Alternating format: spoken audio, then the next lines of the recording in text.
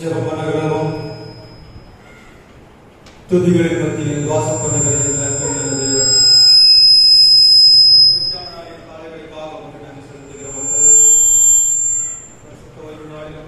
சமூகத்திலே நாங்கள் பரிசுத்த இருதயத்தோடு ஒருமித்து கூடி வந்து உம்முடைய ஆராதனையில் பங்கு பெறவும் உம்முடைய வார்த்தைகளை கேட்கவும் எங்களை தகுதிப்படுத்தின கிருபைக்காக உங்களுக்கு நன்றி செலுத்துகிறோம். ஆராதனை முழுவதுமாக ஆண்டவரை பொறுப்படுத்திக் கொள்ளும். உடைய வார்த்தையினால் எங்களை தேர்ச்சி பலப்படுத்தும். அவையானவர் தாமைகள் மத்தியில் வந்து இந்த மத்தியில் வெளிப்படப்படியாக சொல்லிக்கிறோம். அப்பா அதுக்கு ஒவ்வொருவரையும் ஆண்டவரின் ஆசீர்வதியும் ஒருவரும் பெருமையாக செல்லாமல் பரிபூர்ண ஆசீர்வாதத்தை பெற்றுக்கொண்ட பிள்ளைகளாக கடந்து செல்ல கிருபை செய்ய வேண்டும் என்று நாங்கள் சொல்லிக்கிறோம். அப்பா கருத்தை அர்ப்பணிக்கிறோம். பொறுப்படுத்திக் கொள்ளும். மீட்பர் இயேசுவின் மூலம் தமக்கு ஜீவனுள்ள பிதாவே. முன்பவழி கீதமாக நாம் யாவரும் எழுந்து நின்று ஆராதனை கீதங்கள் 395, இரும்சாண்டு கீதம் 126, கிறிஸ்தவ கீர்த்தனை 108. ஆராதனை கீதங்கள் 395, இரும்சாண்டு கீதம் 126, கிறிஸ்தவ கீர்த்தனை 108. பாவிவா பாவிவா பரநடையவா.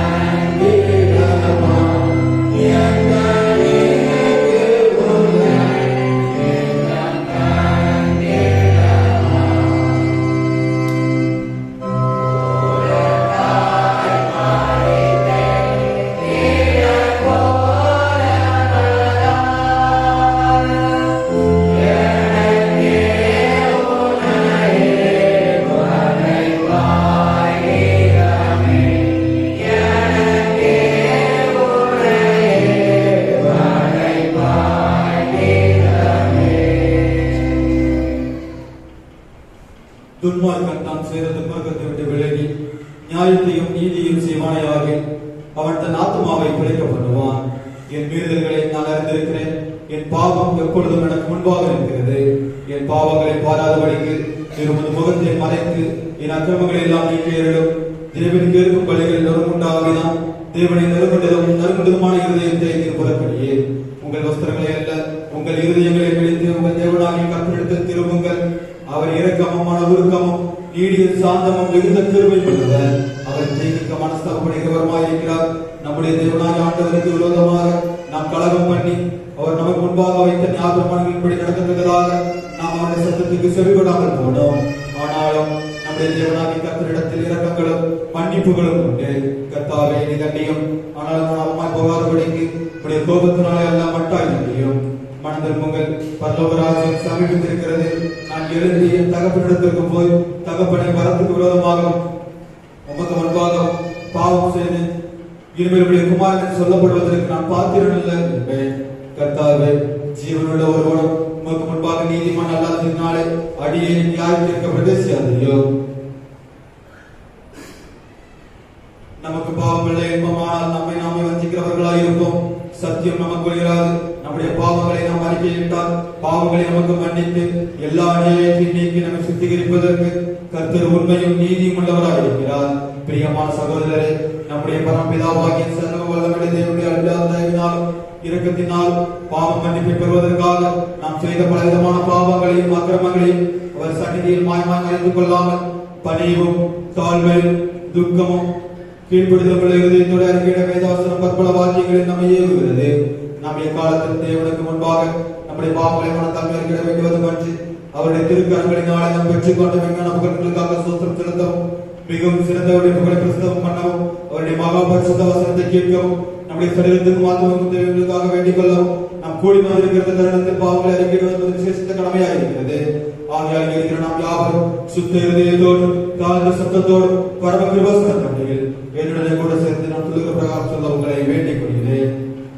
யாவரும் முழங்கால் படியிட்டு பொதுவான பாவ அறிக்கை செலுத்தி சேர்த்து எடுப்போம். சர்வ வல்லமையும் மிகுந்த இரக்கமும் உள்ள பிதாவே, தப்பிப்போன ஆடுகளை போல நாங்கள் வழிகளை விட்டு வழியை அடைந்து போனோம். எங்கள் இருதயத்தின் யோசனைகளுக்கும் விருப்பங்களுக்கும் மிகவும் இணங்கி நடந்தோம். கொஞ்சம் பரிசுத்த கற்பனைகளுக்கு விரோதமாக குற்றம் செய்தோம். செய்தவர்களை செய்யாமல் செய்தவர்களை செய்து வந்தோம். எங்களுக்கு சுகமே இல்லை. ஆனாலும் ஆண்டவரே, தேவனுடைய கர்த்தராகிய இயேசு கிறிஸ்துவின் மூலமாக மனதை கண்டித்த வாக்குத்தத்தத்தின்படியே நிர்வாகியுள்ள குற்றங்களை எங்களுக்கு இறங்கும். தப்பிதங்களை அறிக்கைகளை பொறுமையாயும் பாவத்தின் துக்கப்படுகிறதை சீர்படுத்தும். மிகவும் பெருமையுள்ள பிதாவே, உண்டாகும்படி நாங்கள் தேவபக்தியும் நீதியும் தெளிந்த புத்தியுடன் நடந்து வர இயேசு கிறிஸ்துவின் மூலம் எங்களுக்கு கிருபை செய்தருளும். ஆமென்.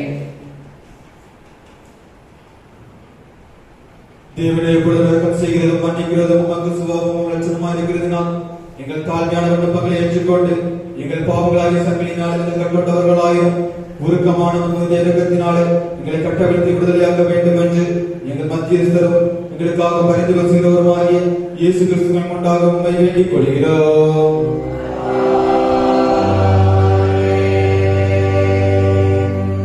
பரமண்டலங்களில் இருக்கிற எங்கள் பிதாவே, நாமம் சொல்வதாக, ராஜ்யம் வருவதாக, சித்தமனதை செயல்படுவது போல பூமியில் செயல்படுவதாக.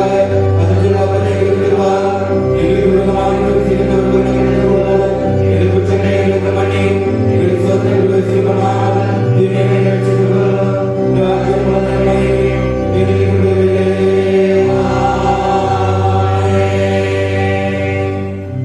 ஆண்டவரே, உதவிகளை திறந்தருளும்.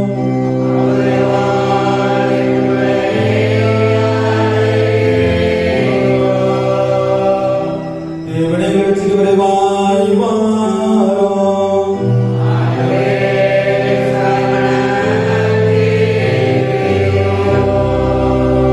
பிதாவுக்கும் குமாரனுக்கும் பரிசுத்தாவிக்கும் மகிமை உண்டாவதாக.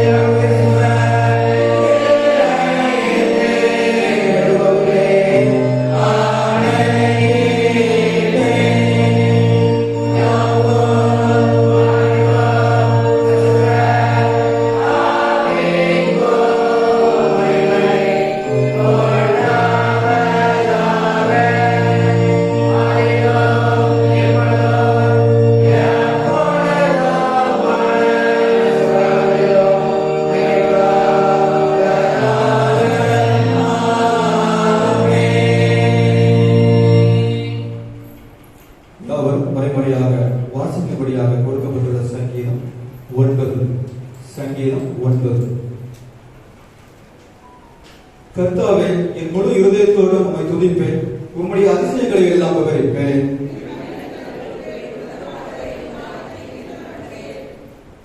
என் சத்துருக்கள் பின்னாக திரும்பும் போது ஒரு சமூகத்தில் அவர்கள் இடர்கொண்டு அழிந்து போவார்கள்.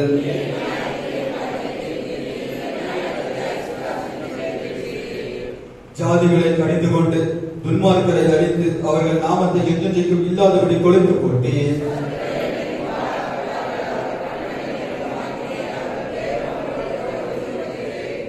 கர்த்தரோ என்றென்றைக்கும் இருப்பார், நம்முடைய சிங்காசனத்தை நியாய தீர்ப்புக்கு ஆயத்தம் பண்ணினார்.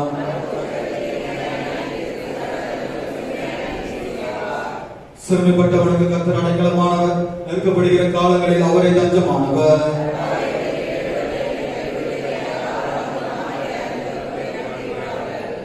சீயோனில் வாசமாயிருக்கிற கர்த்தரை கீர்த்தனம் பண்ணி அவர் செய்திகளில் கணங்களுக்குள்ளே அறிவியுங்கள்.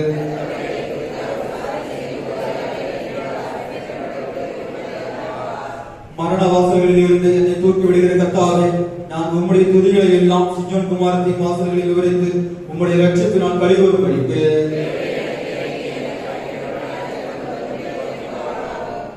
ஜாதிகள் தாங்கள் வெட்டின குழியில் தாங்களே விழுந்தார்கள், அவர்கள் மறைவாய் வைத்த வலையில் அவருடைய காலை அகப்பட்டுக் கொண்டது.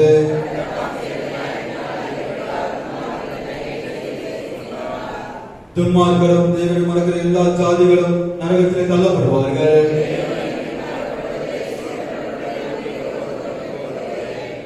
எழுந்தருளும் கர்த்தாவே, மனுஷன் பலன் கொள்ளாதபடி செய்யும் ஜாதிகள் உடைய சமூகத்தில் நியாயம் தீர்க்கப்பட கடவர்கள்.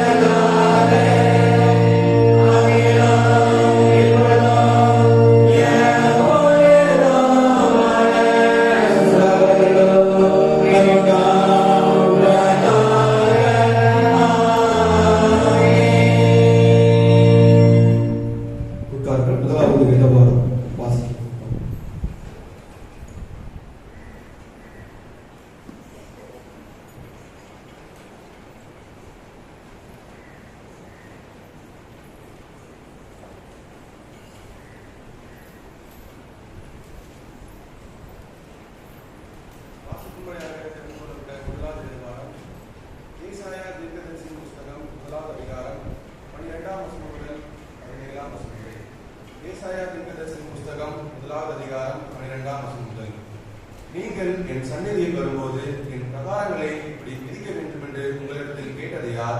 இனி வீண் காணிக்கைகளை கொண்டு வர வேண்டாம், தூபம் காட்டுதல் எனக்கு அருவருப்பாய் இருக்கிறது. நீங்கள் அக்கிரமத்தோடு ஆசாரிக்கிற மாத பிறப்பையும் ஓய்வு நாளையும் சபை கூட்டத்தையும் நான் இனி சகிக்க மாட்டேன். உங்கள் மாத பிறப்புகளையும் உங்கள் பண்டிகைகளையும் என் ஆத்மா வெறுக்கிறது. அவைகள் எனக்கு வருத்தமாய் இருக்கிறது, அவைகளை சுமந்து இழந்து போனேன். நீங்கள் உங்கள் கைகளை விடுத்தாலும் என் கண்களை உங்களை விட்டு மறைக்கிறேன். நீங்கள் மிகுதியாய் ஜெபம் பண்ணினாலும் கேளேன். உங்கள் கைகள் இரத்தத்தினால் நிறைந்திருக்கிறது. உங்களை கழுவி சுத்திகரியுங்கள். உங்கள் கிரியைகளின் பொல்லாப்பை என் கண்களுக்கு மறைவாக அகற்றிவிட்டு தீமை செய்தலை விட்டு ஓயுங்கள். நன்மை செய்யப்படுங்கள், நியாயத்தை தேடுங்கள். ஒடுக்கப்பட்டவனை ஆதரித்து திக்கற்ற பிள்ளையின் நியாயத்தையும் விதவையின் வழக்கையும் விசாரியுங்கள். வாசிக்கும்படியாக தெரிந்து கொள்ளப்பட்ட முதலாவது வேத பாடம் வாசித்தாயிற்று.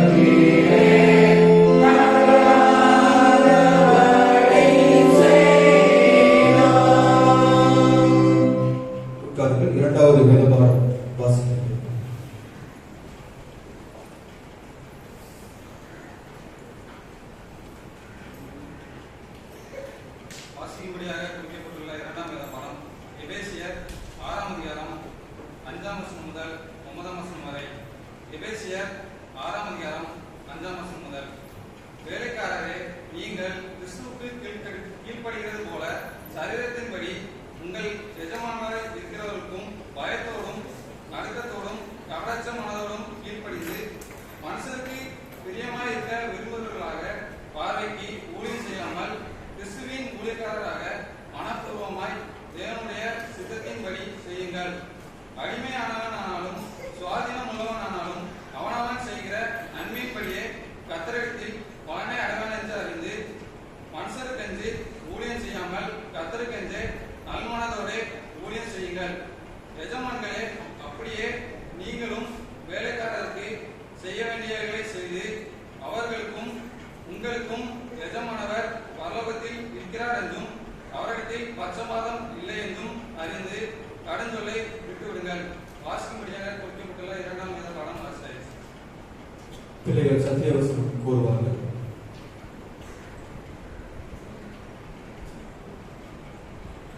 நன்மை செய்யப்படுங்கள், நியாயத்தை தேடுங்கள், ஒடுக்கப்பட்டவனை ஆதரித்து திக்கற்ற பிள்ளைகள் நியாயத்தையும் நீதியையும் கருத்தையும் விசாரியுங்கள். ஏசாயா 1ஆம் அதிகாரம் நன்மை செய்யப்படுங்கள், நியாயத்தை தேடுங்கள், ஒடுக்கப்பட்டவர்களை ஆதரித்து திக்கற்ற பிள்ளைகள் நியாயத்தையும் நீதியையும் கருத்தையும் விசாரியுங்கள். ஏசாயா 1:15.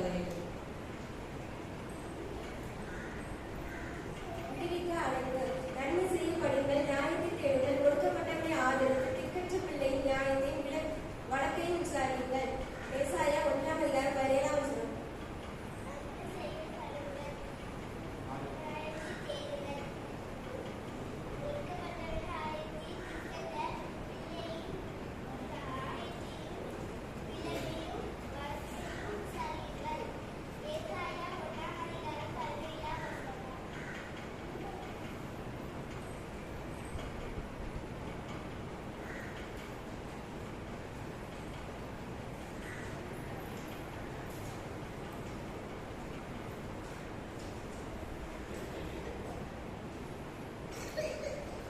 சத்தியவசனம் யாவரும் சேர்ந்து சொல்லுங்கள்.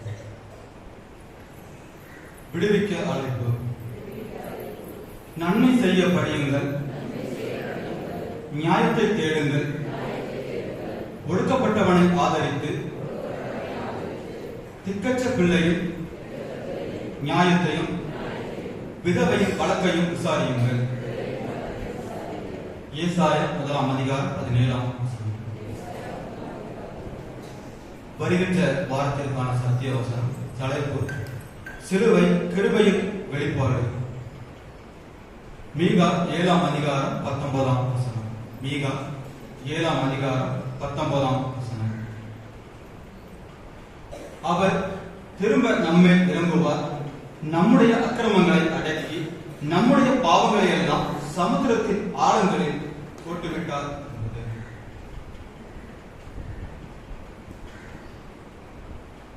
ஆண்டவராகிய இயேசு கிறிஸ்துவின் நாமத்தில் அனைவருக்கும் அன்பின் வாழ்த்துக்களை தெரிவித்துக் கொள்கிறேன். கர்த்தர் தாமே நம்ம ஒவ்வொருவரையும் ஆசீர்வதித்து வழிநடத்துவாராக. இன்றைக்கு நம்முடைய ஆலயம் எப்படி காணப்படுகிறது? நிரம்பி காணப்படுகிறது. இன்றைக்கு ஆண்டுடைய சமூகத்திலே நம்முடைய ஆலயம் நிரம்பி காணப்படுகிறது. ஆண்டவருடைய ஆசீர்வாதமும் நம்முடைய ஒவ்வொருவருடைய வாழ்விலும் எப்படி காணப்படும்? பரிபூர்ணமாக நிரம்பி காணப்படும். பரிசுத்த இருதயத்தோடு ஆண்டவரை தொழுது கொள்வதற்கு என்ன செய்திருக்கிறோம்? நாம கூடி வந்திருக்கிறோம். ஒருவர் 2 பேர் அல்ல, ஆலயம் நிரம்ப என்ன செய்திருக்கிறோம்? ஆண்டவருடைய சமூகத்திலே இன்றைக்கு நாம் கூடி வந்திருக்கிறோம். கர்த்தர் தாமே ஒவ்வொருவரையும் ஆசீர்வதித்து அதற்கேற்ற பலனை தந்து வழி நடத்துவாராங்க. இன்னைக்கு சத்தியவசனம் எத்தனை பிள்ளைகள் சொன்னாங்க? அதாவது அறிவிப்பு கொடுக்க எண்ணிக்கை கூடும் பார்த்தா என்ன செய்யுது? எண்ணிக்கை என்ன செய்யுது? குறைச்சிக்கிட்டே வருது.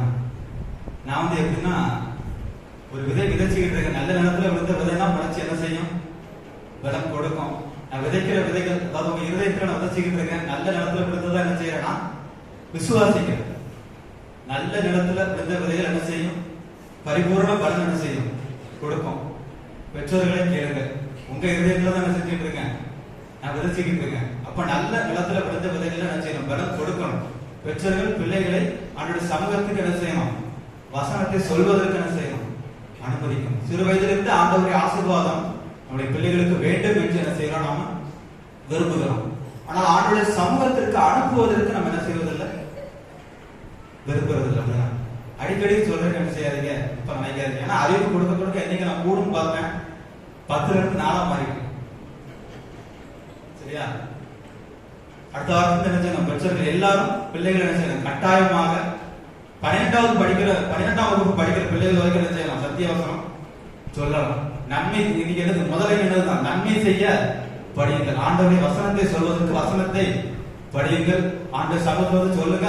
அந்த வசனத்தை சொன்னதற்கான ஆசீர்வாதத்தை குடும்பமே என்ன செய்யும், பெற்றுக்கொள்ளும். சொல்லுகிறவர்கள் மட்டும் அல்ல, அதை யார் சொல்றாங்களோ அவங்க குடும்பம், அவங்க தலைமுறையை என்ன செய்யப்படும், ஆசீர்வதிக்கப்படும். அப்படிதானே? அவர் தலைமுறையை ஆசீர்வதிக்கின்ற தேவன். அவருடைய சமூகத்திலிருந்து நம்ம வசனத்தை சொல்றோம் அப்படின்னா அந்த பிள்ளைகளுக்கும் ஆசீர்வாதம் உண்டு, அந்த பிள்ளைகளுக்கும் ஆசீர்வாதம் உண்டு, பெற்றோர்களுக்கும் ஆசீர்வாதம் உண்டு. அப்ப வசனத்தை சொல்வதற்கு யார் தான் பிள்ளைகளை ஆயத்தப்படுத்தணும்? ஆளுடைய சமூகத்திலிருந்து ஒரு ஊழியரா எப்படி வேலை என்னது நான் சொல்லலாம் முடியும். அந்த விதையை என்னால விதைக்கலாம் முடியும். அந்த விதை பலம் கொடுக்கணும் அப்படின்னா நீங்க தான் தண்ணி ஊற்றணும். நீங்க தண்ணி ஊத்தினாதான் அது வளரும். அப்படிதானே? ஆமாவா இல்லையா? ஆமா. அல்லேலூயா. இப்ப அல்லேலூயா சொன்ன என்ன செய்யணும், பிள்ளைய கண்டிப்பா அடுத்த வாரத்துல என்ன செய்யணும், கண்டிப்பா அனுப்பணும். சரியா? ஒரு சில அறிவிப்புகள். இந்த ஆராதனை முடிந்த பிறகு வாலிப பெண்கள் கூட்டம் ஆலயத்தில் வைத்து நடைபெறும். சபை வாலிப பெண்கள் யாரும் கலந்து கொள்ளும்படியாக கேட்டுக்கொள்கிறேன். மதியம் 2 மணிக்கு தாய்மார் கூடுகை ஆலயத்தில் வைத்து நடைபெறும். சபை தாய்மார்கள் யாவரும் ஜெபத்தோடு கலந்து கொள்ளும்படியாக கேட்டுக்கொள்கிறேன். மாலை 3:30 மணிக்கு ஞாயிறு பாடசாலை வகுப்புகள் நடைபெறும். மாலை 3:30 மணிக்கு நமது ஆலயத்தில் வைத்து ஞாயிறு பாடசாலை வகுப்புகள் நடைபெறும். பெற்றோர்கள் பிள்ளைகள் யாவரையும் பாடசாலை வகுப்புகளுக்கு அனுப்பி வைக்கும்படியாக கேட்டுக்கொள்கிறேன். வருகின்ற புதன்கிழமை இரவு 7 மணிக்கு பரிசுத்த திருவிருந்து ஆராதனையாக நடைபெறும். வருகின்ற புதன்கிழமை இரவு 7 மணி ஆராதனை பரிசுத்த திருவிருந்து ஆராதனையாக நடைபெறும். சபை மக்கள் யாரும் ஜெபத்தோடு கலந்து கொள்ளும்படியாக கேட்டுக்கொள்கிறேன். வருகின்ற வெள்ளிக்கிழமை மாதத்தின் 3வது வெள்ளிக்கிழமை ஆகையால் அன்று இரவு ஆராதனை முன்னிரவு ஜெபமாக நடைபெறும் என்பதை தெரிவித்துக் கொள்கிறேன். இந்த முன்னிரவு ஜெபத்தை நமது சபையை சேர்ந்த சாமுவேல் அவர்கள் குடும்பத்தினர் தாங்க முன்வந்திருக்கிறார்கள். அவர்களுக்காக சபையின் சார்பாக நாம் யாவரும் நம்முடைய தனி ஜெபங்களிலே குடும்ப ஜெபங்களிலே ஜெபித்துக் கொள்ளும். கர்த்தர் தாமே குடும்பத்தையும் குடும்பத்தின் பிள்ளைகளையும் ஆசீர்வதிப்பார்கள். வருகின்ற வெள்ளிக்கிழமை பகல் 12 மணிக்கு லித்தானியா ஆராதனை நடைபெறும். பகல் 12 மணிக்கு லித்தானியா ஆராதனை, இரவு 7 மணிக்கு முன்னிரவு ஜெபமாக நடைபெறும் என்பதை தெரிவித்துக் கொள்கிறேன். நமது சபையில் சங்கம் பாக்கி உள்ளவர்கள் வருகின்ற இந்த மாதம் மார்ச் மாதம் 31ஆம் தேதிக்குள்ளாக செலுத்தும்படியாக கேட்டுக்கொள்கிறேன். நமது சபையில் சங்கம் பாக்கி உள்ளவர்கள் மார்ச் மாதம் 31ஆம் தேதிக்குள்ளாக செலுத்தும்படியாக கேட்டுக்கொள்கிறேன்.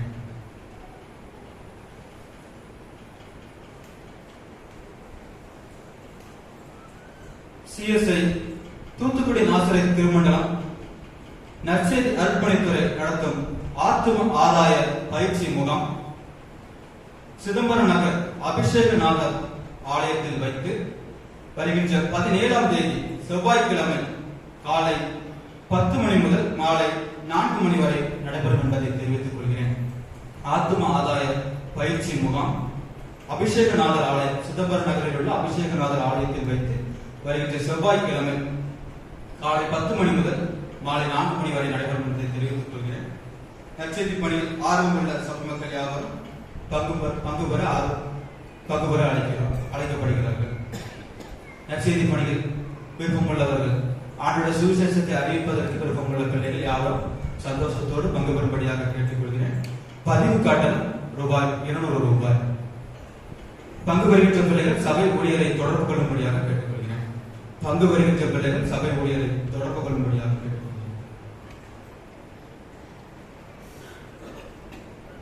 கடந்த ஆண்டு நமது சபையில் நடைபெற்ற மறைந்திருக்கும் மன்னா இந்த தேர்வு எழுதியவர்களுக்கான பரிசு வருகின்ற ஞாயிற்றுக்கிழமை நமது குருவானவர் அவர்கள் வழங்குவார்கள் என்பதை தெரிவித்துக் கொள்கிறேன். கடந்த ஆண்டு மறைந்திருக்கும் மன்னா என்ற ஒரு தேர்வு என்ன செய்து நம்ம எழுதணும், ஞாபகம் வரணும் நினைக்கிறேன். அந்த தேர்வுக்கான பரிசுகளை வருகின்ற ஞாயிற்றுக்கிழமை நமது குருவானவர் அவர்கள் வழங்குவார்கள் என்பதை தெரிவித்துக் கொள்கிறேன். எழுதிய பிள்ளைகள் ஆலயத்திற்கு வரும்படியாக கேட்டுக்கொள்கிறேன்.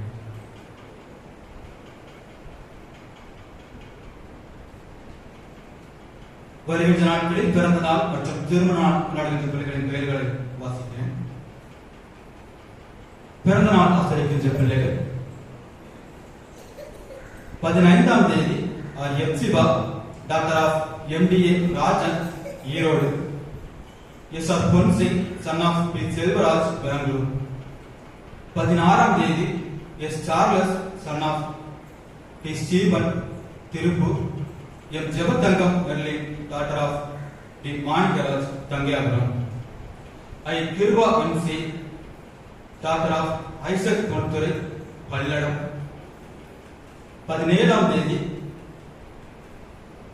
பெனியே son of T Johnson Chittoor.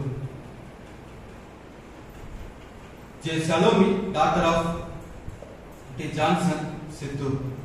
T Corbin son of M Deva Irakkam Bangalore. 18ஆம் தேதி Y Solomon Pavul குரூபன் son of P Yakobu Hospettai. 20ஆம் தேதி Daisy Sumathi wife of J Ravi Aruldas Guntur. N Victoria Thangaiyapuram. 21ஆம் தேதி P Milton son of Palpandi. இவர்கள் வருகின்ற நாட்களில் தங்களது பிறந்த நாட்களை ஆசிரிக்கின்றார்கள். வருகின்ற நாட்களில் தங்களது பிறந்த நாட்களை ஆசிரிக்கின்ற பிள்ளைகளுக்கு சபையின் சார்பாக வாழ்த்துக்களை தெரிவித்துக் கொள்கிறோம். இவர்களுக்கான வாக்குத்தத்த வசனம் 2 கொரிந்தியர் 9ஆம் அதிகாரம் 10ஆம் வசனம். 2 கொரிந்தியர் 9ஆம் அதிகாரம் 10ஆம் வசனம்.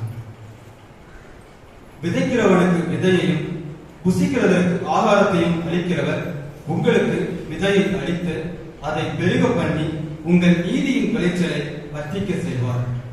விதைக்கிறவனுக்கு விதையையும் புசிக்கிறதற்கு ஆகாரத்தையும் அளிக்கிறவர் உங்களுக்கு விதையை அளித்து அதை பெருக பண்ணி உங்கள் நீதியின் விளைச்சலை வர்த்திக்க செய்வார்.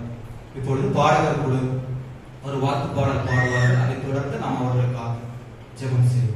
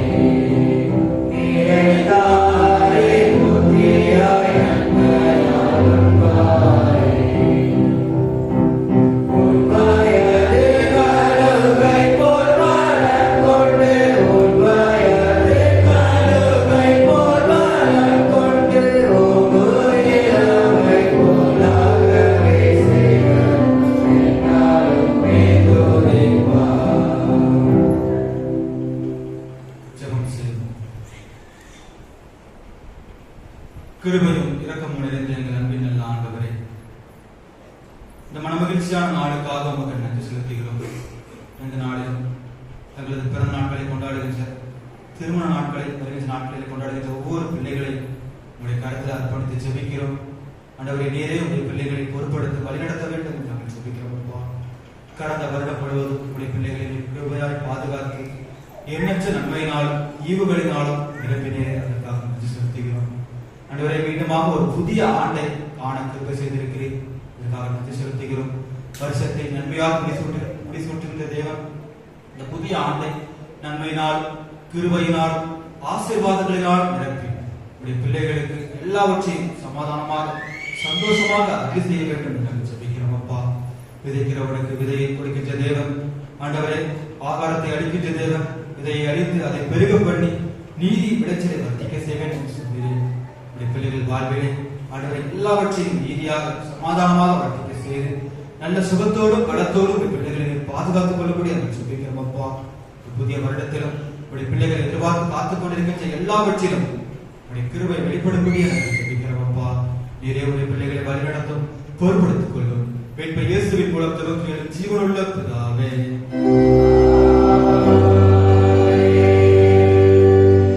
யாவரும் எழுந்து நின்று 100ஆம் சங்கீதத்தை பாடலாக பாடுவோம்.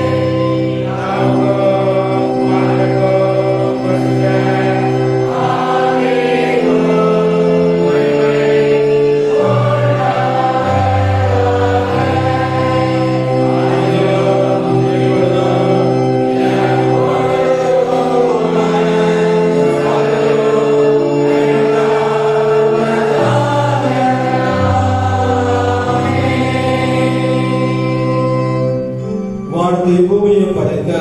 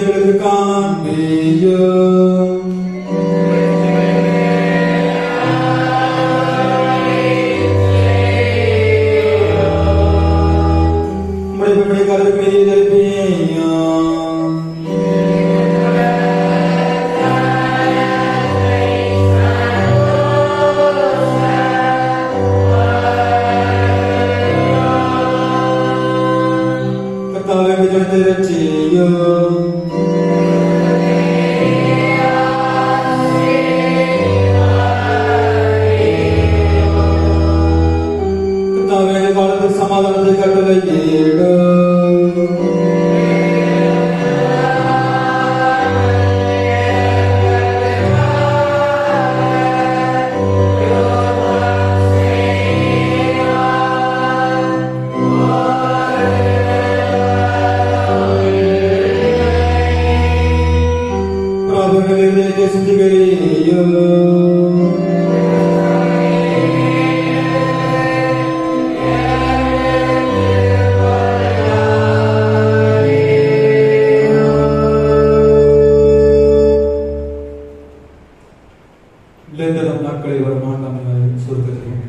விடுவிக்க அழைப்பு இளைப்பாறுதல் தரும் தேவா உம்மண்டையில் வரும் பாவிகளை மீட்டு பரிசுத்தப்படுத்தும். பரம தந்தையே, உமது பேர் அன்பிற்காக உமக்கு சோத்திரம் செலுத்துகிறோம். உம்மால் மீட்கப்பட்ட நாங்கள் நன்மை செய்யவும், நியாயத்தை தேடவும், ஒடுக்கப்பட்டவர்களை ஆதரிக்கவும், திக்கற்றோர்களின் நியாயத்தையும் விதவையின் வழக்கையும் விசாரிக்கவும், விடுதலையின் வாழ்வில் வழிநடத்தவும் கிருபை செய்யும். எங்கள் பாவத்தை மன்னிக்கவும், எங்களை விடுவிக்கவும் தன்னையே ஜீவ பலியாக தந்த உம் திருமைந்த இயேசு கிறிஸ்துவின் வழியாக மிகுந்த மனத்தாழ்மையோடு வேண்டிக் கொள்கிறோம். சமாதானத்துக்கு காரணரும் ஏக சிந்தியவர்களும் ஆகிய தேவனே, உம்மை அறிவதே நித்திய ஜீவன், உம்மை சேவிப்பதை வேசியாதீனம். தேவனிடத்தை நமக்கு கொண்டிருக்கிற தலைவராகிய நாங்கள் எந்த விரோதிகளை வல்லமைக்கு பயப்படாதிருக்கும்படியாக எங்கள் சத்துருக்கள் செய்கிற எல்லா பிரயத்தனும் நின்று எங்கள் கர்த்தராகிய இயேசு கிறிஸ்துவின் வல்லமை நலன்களை காப்பாற்றியருளும்.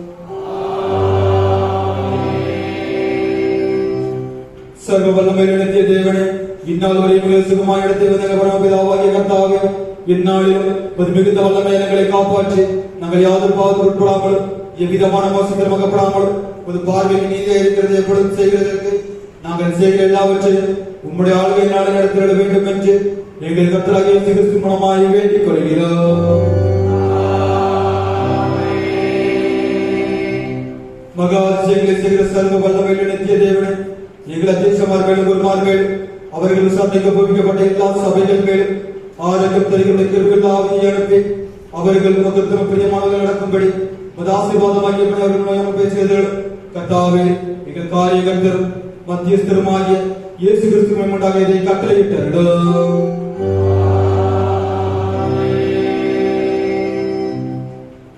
அருள்வைக்கு ஆயத்தமாக நாம் யாவரும் எழுந்து நின்று ஆராதனை கீதங்கள் 781, 200 கீதம் 556, பாமாலை 385, விண்கிரீடம் பிறப்போருக்கு கிறிஸ்தேசு செய்கின்றார். ஆராதனை கீதங்கள் 781, 200 கீதம் 556, பாமாலை 385.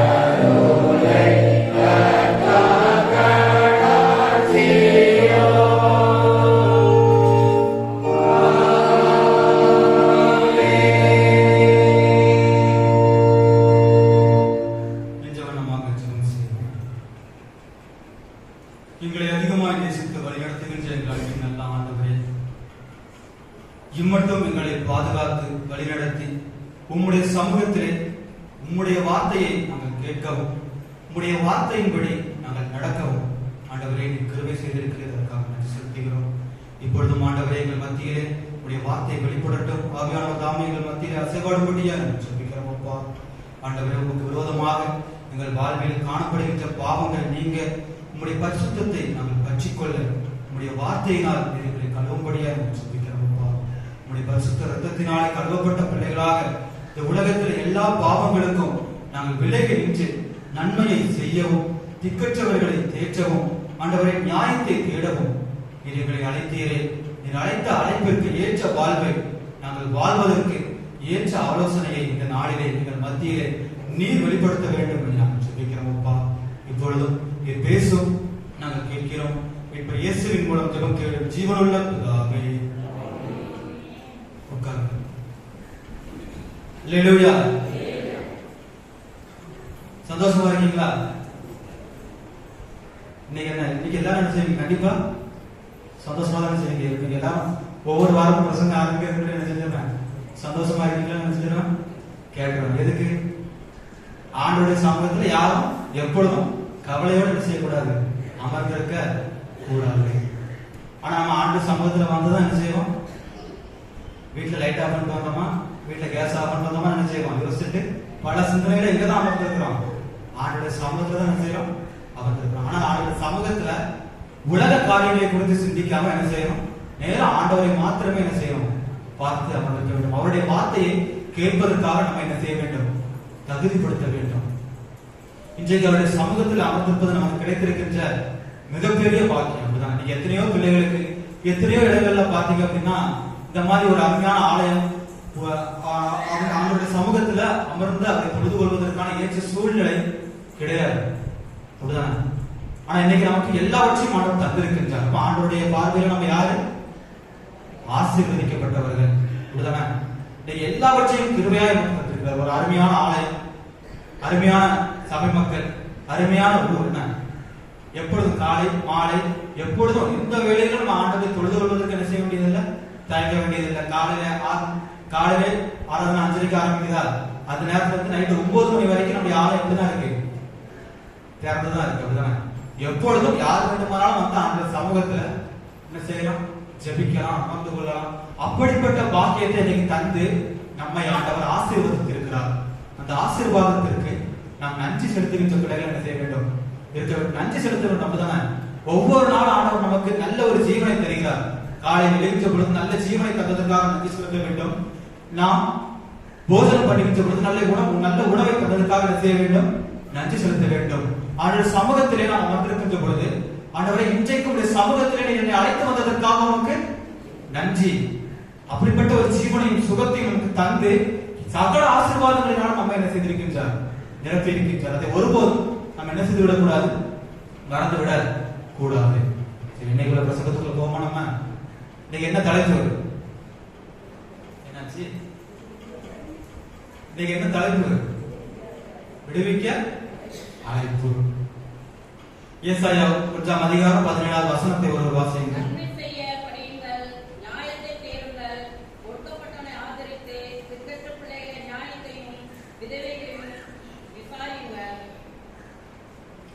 நன்மை செய்ய படியுங்கள்.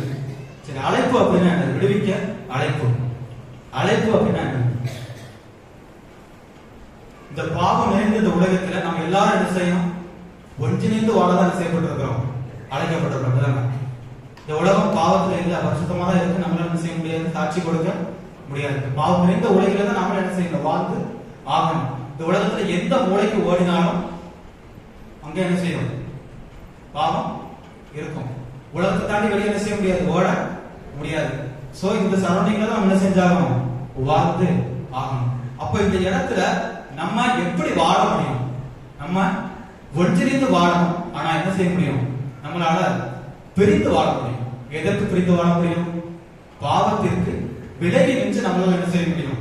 வாழ முடியும். அதற்குதான் என்ன செய்திருக்கிறார்? ஆண்டவர் நம்மை அழைத்திருக்கின்றார். இந்த இடத்துல மனமாற்றத்திற்காக நம்ம என்ன செய்திருக்கின்றார்? அழைத்திருக்கின்றார். நித்திய விடுதலைக்காக அவருடைய சத்திய வார்த்தை மூலமாக நித்திய விடுதலைக்காக இன்றைக்கு நம்மை அவருடைய சமூகத்தில் என்ன செய்திருக்கின்றார், அழைத்திருக்கின்றார். பாவத்தின் அடிமைத்தனம் நீங்க வேண்டும், நாம் பாவத்திற்கு விலக வேண்டும். அவருடைய வார்த்தை நம்மிடத்தில் என்ன செய்ய வேண்டும், வெளிப்பட வேண்டும். அந்த வார்த்தை சத்திய வார்த்தையை நிமித்தமாக அந்த பாவத்திற்கு நம்மை விலகி வாழ்வதற்காக என்ன செய்திருக்கின்றார், அழைத்திருக்கின்றார். யோவான் 8ஆம் அதிகாரம் 22ஆம் வசனம் கூறுகின்றது, நீங்கள் சத்தியத்தை அறிவீர்கள், சத்தியம் உங்களை விடுதலையாக்கும் என்று என்ன செய்கிறது வேதம் கூறுகின்றது. அப்ப சத்திய வார்த்தையை நாம் அறிந்து கொள்ள வேண்டும். அந்த சத்திய வார்த்தையினாலே நாம் விடுதலையை பெற வேண்டும். நாமும் விடுதலையை பெற வேண்டும், மற்றவர்களையும் அந்த விடுதலைக்குள்ளாக அழைத்து வர வேண்டும். அதற்காக தான் நாம் இந்த உலகத்தில் என்ன செய்யப்பட்டிருக்கின்றோம், அழைக்கப்பட்டிருக்கின்றோம். ஒவ்வொருவருக்கும் ஒவ்வொரு அழைப்பு உண்டு, ஒவ்வொரு சித்தம் உண்டு. அதை நாம் ஆண்டவருடைய சமூகத்தில் அமர்ந்தால் மாத்திரமே நம்மளால என்ன செய்ய முடியும், அறிந்து கொள்ள முடியும். ஒருவரும் வீணாக இந்த உலகத்தில் என்ன செய்யவில்லை, வரவில்லை. தாயின் கருவில் உருவாகும் முன்னே நாம் யார், நாம் என்ன செய்ய போகிறோம், நாம் எப்படி வாழப் போகிறோம் என்பதை என்ன செய்திருக்கிறார், அவர் முன்குறித்திருக்கிறார். நம்மை முன்குறித்த தேவன் நம்மை முன்குறித்து இந்த உலகத்திலே வாழ்வதற்காக அழைத்திருக்கின்றார். அந்த அழைப்பை பெற்று அந்த அழைப்பிற்கு ஏற்ற வாழ்வை நாம் இன்றைக்கு வாழுகிறோமா? இந்த உலகத்திலே இன்றைக்கு அந்த அழைப்பிற்கு ஏற்ற வாழ்வை நாம் வாழ்ந்து கொண்டிருக்கிறோமா என்பதை என்ன செய்ய வேண்டும், சிந்தித்து பார்க்க இந்த நாளிலே அழைக்கப்பட்டிருக்கிறோம். இந்த இன்னைக்கு சத்திய வசனத்தை குறித்து நாம் பார்த்தோமானால், இந்த சத்திய வசனம் ஏசாயா தீர்க்கதரிசி இந்த வசனத்தை வெளிப்படுத்துகிற காலத்துல இஸ்ரவேல் மக்கள் ஆலயத்திற்கு சென்று என்ன செய்வாங்க, பலியிடுவாங்க. அந்த பலிகள் என்ன செய்வாங்க, பாவத்திற்கு பரிகாரமாக என்ன செய்வாங்க, பலிகளை இடுவார்கள். ஆனா அந்த பாவத்திற்கு பரிகாரமாக பலி செலுத்தின பிறகு அந்த பாவம் அவங்களை விட்டு நீங்கிச்சா? நீங்க அப்படிதானே? அந்த பாவமும் செய்தாங்க, பரிகாரம் செய்தாங்க. பரிகாரம் செஞ்சுட்டு மீண்டுமாக எங்கெல்லாம் போறாங்க, அந்த பாவம் நிறைந்த அந்த வாழ்விற்குள்ளாக என்ன செய்யறாங்க, கடந்து போகிறார்கள். ஏசாயா 1ஆம் அதிகாரம் 3வது வசனம் சொல்லுகிறது, மாடு தன் எஜமானை அறியும், கழுதை கூட தன் முன்னணையை அறியும். அப்படின்னு என்ன அர்த்தம்? இந்த உலகத்துல நம்ம நன்றாக சிந்தித்து பார்த்தோமானால், இந்த 5 ஜீவர்களை குறித்து நம்ம சிந்தித்து பார்த்தோமானால், அவங்களுக்கு ஒரு இடத்துக்கு ஒரு பிரச்சனைனா ஒண்ணு கூட என்ன செய்வாங்க, ஒரு நாய் நம்ம கல்லெடுத்து அடிக்கும் அப்படின்னா எல்லா நாயும் என்ன செய்யும், கூடி வரும். அப்படிதானே? அப்போ எதற்காக இந்த வசனம் நமக்கு போடப்பட்டிருக்கின்றது? நாம் அவருடைய சமூகத்தில் எப்படிப்பட்ட ஒரு வாழ்க்கையை வாழ்ந்து கொண்டிருக்கோம் என்பதை நாம் உணர வேண்டும் என்பதற்காக. இன்றைக்கு இந்த உலகத்தில் நம்ம பார்த்தோம் அப்படின்னா, மனிதர்களுக்கு விரோதமா யாரெல்லாம் எழுப்புறாங்க? மனிதர்களுக்கு விரோதமாக மனிதர்கள் தான் என்ன செய்யறாங்க, எழும்புறாங்க. ராஜ்யத்துக்கு விரோதமா ராஜ்யம் தான் என்ன செய்யுது, எழும்புது. அப்போ அந்த 5 எதற்காக இதை சொல்லுகிறார்? தன் முன்னணியை அறிகிறது, மாடு தன் எஜமானை அறிகிறது. நாம் நம்முடைய பிள்ளைகள், நாம் நம்மை சுற்றியுள்ள பொருட்களை என்ன செய்யவில்லை, அறியவில்லை. அப்படிப்பட்ட ஒரு வாழ்க்கையை நாம் வாழ்ந்து கொண்டிருக்கிறோம் என்பதை உணர்த்துவதற்காக இந்த நாளில் இந்த வார்த்தை நமக்கு என்ன செய்திருக்கின்றார், வெளிப்படுத்திருக்கின்றார். என்ன செய்யணும், நாம் சிந்தித்து பார்க்க வேண்டும். அதனால நம்ம என்ன செய்யறோம், மனம் மாற அழைக்கப்பட்டிருக்கிறோம். மிருகஜீவன் கூட என்ன செய்யும், அடித்தா விலகி செல்வது என்ன செய்கிறது வேதம் கூறுகின்றது. ஆனால் நாம் எத்தனை முறை பட்டாலும் ஆண்டு சமூகத்திற்கு என்ன செய்ய மாட்டோம், திரும்ப வரமாட்டீங்க. நம்ம பாவம் செய்கின்றவர்களை காணப்பட்டாலும், அந்த பாவத்தின் மூலமாக நம்முடைய வாழ்விலே ஒரு சோதனை ஏற்பட்டாலும், மீண்டுமாக நம்ம எங்கதான் போறோம், அந்த பாவம் என்ற வாழ்வுக்குள்ளாக என்ன செய்யறோம், போகிறோம். ஏசாயா 1ஆம் அதிகாரம் 11வது வசனம் சொல்லுகிறது, உங்கள் பலிகள் என்ன செய்ய வேண்டாம் எனக்கு வேண்டாம், உங்கள் பலிகள் என்ன செய்ய வேண்டாம் எனக்கு வேண்டாம், உங்கள் மத சடங்குகள் சடங்காச்சார சம்பிரதாயம் எதுவுமே எனக்கு என்ன செய்ய வேண்டாம், வேண்டாம். என்னதான் வேணும், நம்முடைய இருதயத்தை நாம் என்ன செய்கிறார், எதிர்பார்க்கின்றார். மனம் மாற வேண்டும். இந்த பாவம் நிறைந்த உலகிலே பாவிகளாய் வாழ்ந்து கொண்டிருக்கின்ற நாம் மனம் மாற வேண்டும். மனம் மாறி அந்த விடுதலையை பெற்றுக்கொள்ள வேண்டும். அவருடைய சமூகத்திலே நாம் கிட்டி சேர வேண்டும். அதைதான் என்ன செய்கிறார் ஆண்டவர் இன்றைக்கு எதிர்பார்க்கின்றார். ஆனால் நாம் என்ன செய்கிறோம், நாம் அவருக்கு வேண்டியதை கொடுக்காமல், அவர் எதை விரும்பவில்லையோ அதை தான் அவருக்கு என்ன செய்கிறோம், கொடுத்து கொண்டு இருக்கிறோம். அவருக்கு எது விருப்பமில்லையோ அதை தான் என்ன செய்கிறோம், நாம் மீண்டும் மீண்டுமாக அவருக்கு என்ன செய்கிறோம், கொடுத்து கொண்டு இருக்கிறோம். அதுக்கு அர்த்தம் என்ன, நான் என்ன வேணாலும் செய்வேன், நான் என்ன செய்ய மாட்டேன், என்ன உங்களுடைய சமூகத்தில் நான் என்ன செய்ய மாட்டேன், அர்ப்பணிக்க மாட்டேன். இது நீ இந்த உலக வாழ்க்கை என்னுடையது, நான் இந்த உலக வாழ்க்கையில என் விருப்பப்படி நான் வாழுவேன், என் மனப்பான போக்குல நான் போவேன், உம்முடைய வழியை நான் என்ன செய்ய மாட்டேன், திரும்பி வர மாட்டேன். அப்படிப்பட்ட ஒரு வாழ்க்கை தான் நம்ம என்ன செய்கிறோம், வாழ்ந்து கொண்டு இருக்கிறோம். யோகவும் அந்த வழியை ஏற்றார். யோகவும் என்னுடைய வாழ்விலே ஒவ்வொரு நாளும் என்ன செய்தார், பலியிடுவது என்ன செய்கிறது வேதம் கூறுகிறது. இதற்காக தான் அறிந்தும் அறியாமலும் செய்த பாவத்தின் நீங்க வேண்டும் என்பதற்காக, அதற்காக என்ன செய்தார், அந்த பலிகளை என்ன செய்கிறது வேதம் கூறுகிறது. ஆனால் நாம் என்ன செய்கிறோம், செய்ய போகிற பாவத்திற்கு என்ன செய்கிறோம், பரிகாரத்தை தேடுகிறோம். நல்லா சிந்தித்து பார்த்தோம் அப்படின்னா ஆண்டவரத்தில் எப்படி கேட்போம், ஆண்டவரே எனக்கு இதை விட்டா வேற வழி இல்லை, இந்த காரியத்தை செஞ்சாதான் என்னால அடுத்த கட்டத்துக்கு போக முடியும், என்ன செஞ்சிருங்க, மன்னிச்சிருங்க, இதை விட்டா எனக்கு வர வழி இல்லை. அது ஒரு பொய்யா இருக்கலாம், அல்லது பிறருக்கு விரோதமான ஒரு காரியமான செய்யலாம் இருக்கலாம். இதை செஞ்சாதான் என்னால வாழ்க்கையில அடுத்த கட்டத்துக்கு என்ன செய்ய முடியும், போக முடியும், என்ன மன்னிச்சிருக்க. நம்ம என்ன செய்யறோம், பாவம் பண்றதுக்கு முன்னதாகவே அந்த பாவத்தை செஞ்சிடறோம், மன்னிப்பு கேட்டுறோம். உண்மையா இல்லையா? அப்படிப்பட்ட ஒரு உலக வாழ்க்கைக்குள்ளாக நம்ம என்ன செய்யறோம், வாழ்ந்து கொண்டு இருக்கிறோம். நம்மளை புத்தி காரணம் என்ன செய்யறோம், அதாவது உலக நடப்பு இப்படிதான் இருக்கு, இப்படிதான் இருக்கு. ஆண்டவருக்கு விரோதமான காரியங்கள் தான் இந்த உலகத்துல இன்றைக்கு வரைக்கும் என்ன செய்யுது, நடந்து கொண்டு இருக்கின்றது. அப்போ இந்த மூட நம்பிக்கையெல்லாம் விட்டுட்டு ஒரு விடுதலையின் வாழ்வை தேடி ஆண்டவர் என்ன செய்கின்றார், நம்மை அழைக்கின்றார். அந்த அழைப்பை நாம் பெற்றுக் கொண்டிருக்கிறோம். ஆனால் அந்த அழைப்பிற்கு ஏற்ற வாழ்வை வாழ்வதற்கு நாம் என்ன செய்ய வேண்டும் என்று என்ன செய்ய வேண்டும், இந்த நாளிலே நாம் சிந்திக்க போகிறோம். முதலாவதாக நாம் பார்த்தோம்னால் அந்த வசனத்தில் முதலில் என்னதான் போட்டிருக்கு, நன்மை செய்ய படியுங்கள். அப்போஸ்தலர் 10ஆம் அதிகாரம் 38வது வசனத்தை நாம் பார்த்தோமானால், தேவன் கிறிஸ்துவோடு கூட இருந்தபடியினாலே நன்மை செய்கிறவரால் வியாதியை குணமாக்குகிறவராயும் எப்படி இருந்தார், சுற்றி திரிந்தார் என்ன செய்கிறது வேதம் கூறுகிறது. கிறிஸ்துவோடு தேவன் இருந்தபடியினாலே நன்மை செய்கிறவராய் இருந்தார். அப்ப நம்முடைய வாழ்விலும் கிறிஸ்துவானவர் நம்மோடு கூட இருந்தா நம்மளால என்ன செய்ய முடியும், நன்மையை செய்ய முடியும். அல்லேலூயா. நம்ம வாழ்க்கையில கிறிஸ்துவோடு கூட இருந்தோம்னா அந்த நன்மையான ஒரு ஆசீர்வாதத்தை என்ன செய்ய முடியும், நம்மளால பெற்றுக்கொள்ள முடியும். சாலமோன் இவ்விதமாக சாட்சி கூறுகின்றார், சகலத்தையும் அனுபவித்து என்ன செய்கிறார், எல்லாவற்றையும் இந்த உலகத்துல எல்லாவற்றையும் அனுபவிச்சுட்டு என்ன செய்யறாரு, அதை மாயை என்று உணர்ந்து இறுதியில் என்ன சொல்றாரு, மகிழ்ச்சியா இருப்பதும் உயிரோடு இருப்பதில் நன்மை செய்வதுமே அல்லாமல் வேறொரு நன்மையும் மனுஷனுக்கு இல்லை என்று என்ன செய்கிறார், சாட்சி கொடுக்கிறார். உலகத்துல எல்லாத்தையும் அனுபவிச்சு கிடைக்கிற சாலம் இப்படிதான் சாட்சி கொடுக்கிறாரு, நன்மை செய்வதிலும் வேற ஒரு எந்த ஒரு நன்மையும் இல்லைன்னு சொல்லி என்ன செய்கிறார், சாட்சி கொடுக்கின்றார். அவர் எல்லாவற்றையும் அனுபவித்து என்ன செய்கிறார், அனுபவித்த பிறகு அறிந்து கொண்டு என்ன செய்கிறது வேதம் கூறுகின்றது. இன்றைக்கு நாம் என்ன செய்யறோம், அப்படிதான் செய்யறோம் இருக்கிறோம். சிறு வயதிலிருந்து ஆண்டவரால் வழிநடத்தப்படுகிறோம். நம்முடைய சரீரத்துல பலம் இருக்கிற வரைக்கும் நம்ம என்ன செய்யறோம், உலக பிரகாரமாக ஓடுகிறோம். நம்முடைய பிள்ளைகளுக்கும் பிள்ளைகளின் பிள்ளைகளுக்கும் சொத்துக்களை சேர்க்க வேண்டும், ஆசீர்வாதத்தை சேர்க்க வேண்டும், உலக பிரகாரமான காரியங்களை சேர்த்து வைப்பதற்காக என்ன செய்யறோம், ஓடிக்கொண்டே இருக்கிறோம்.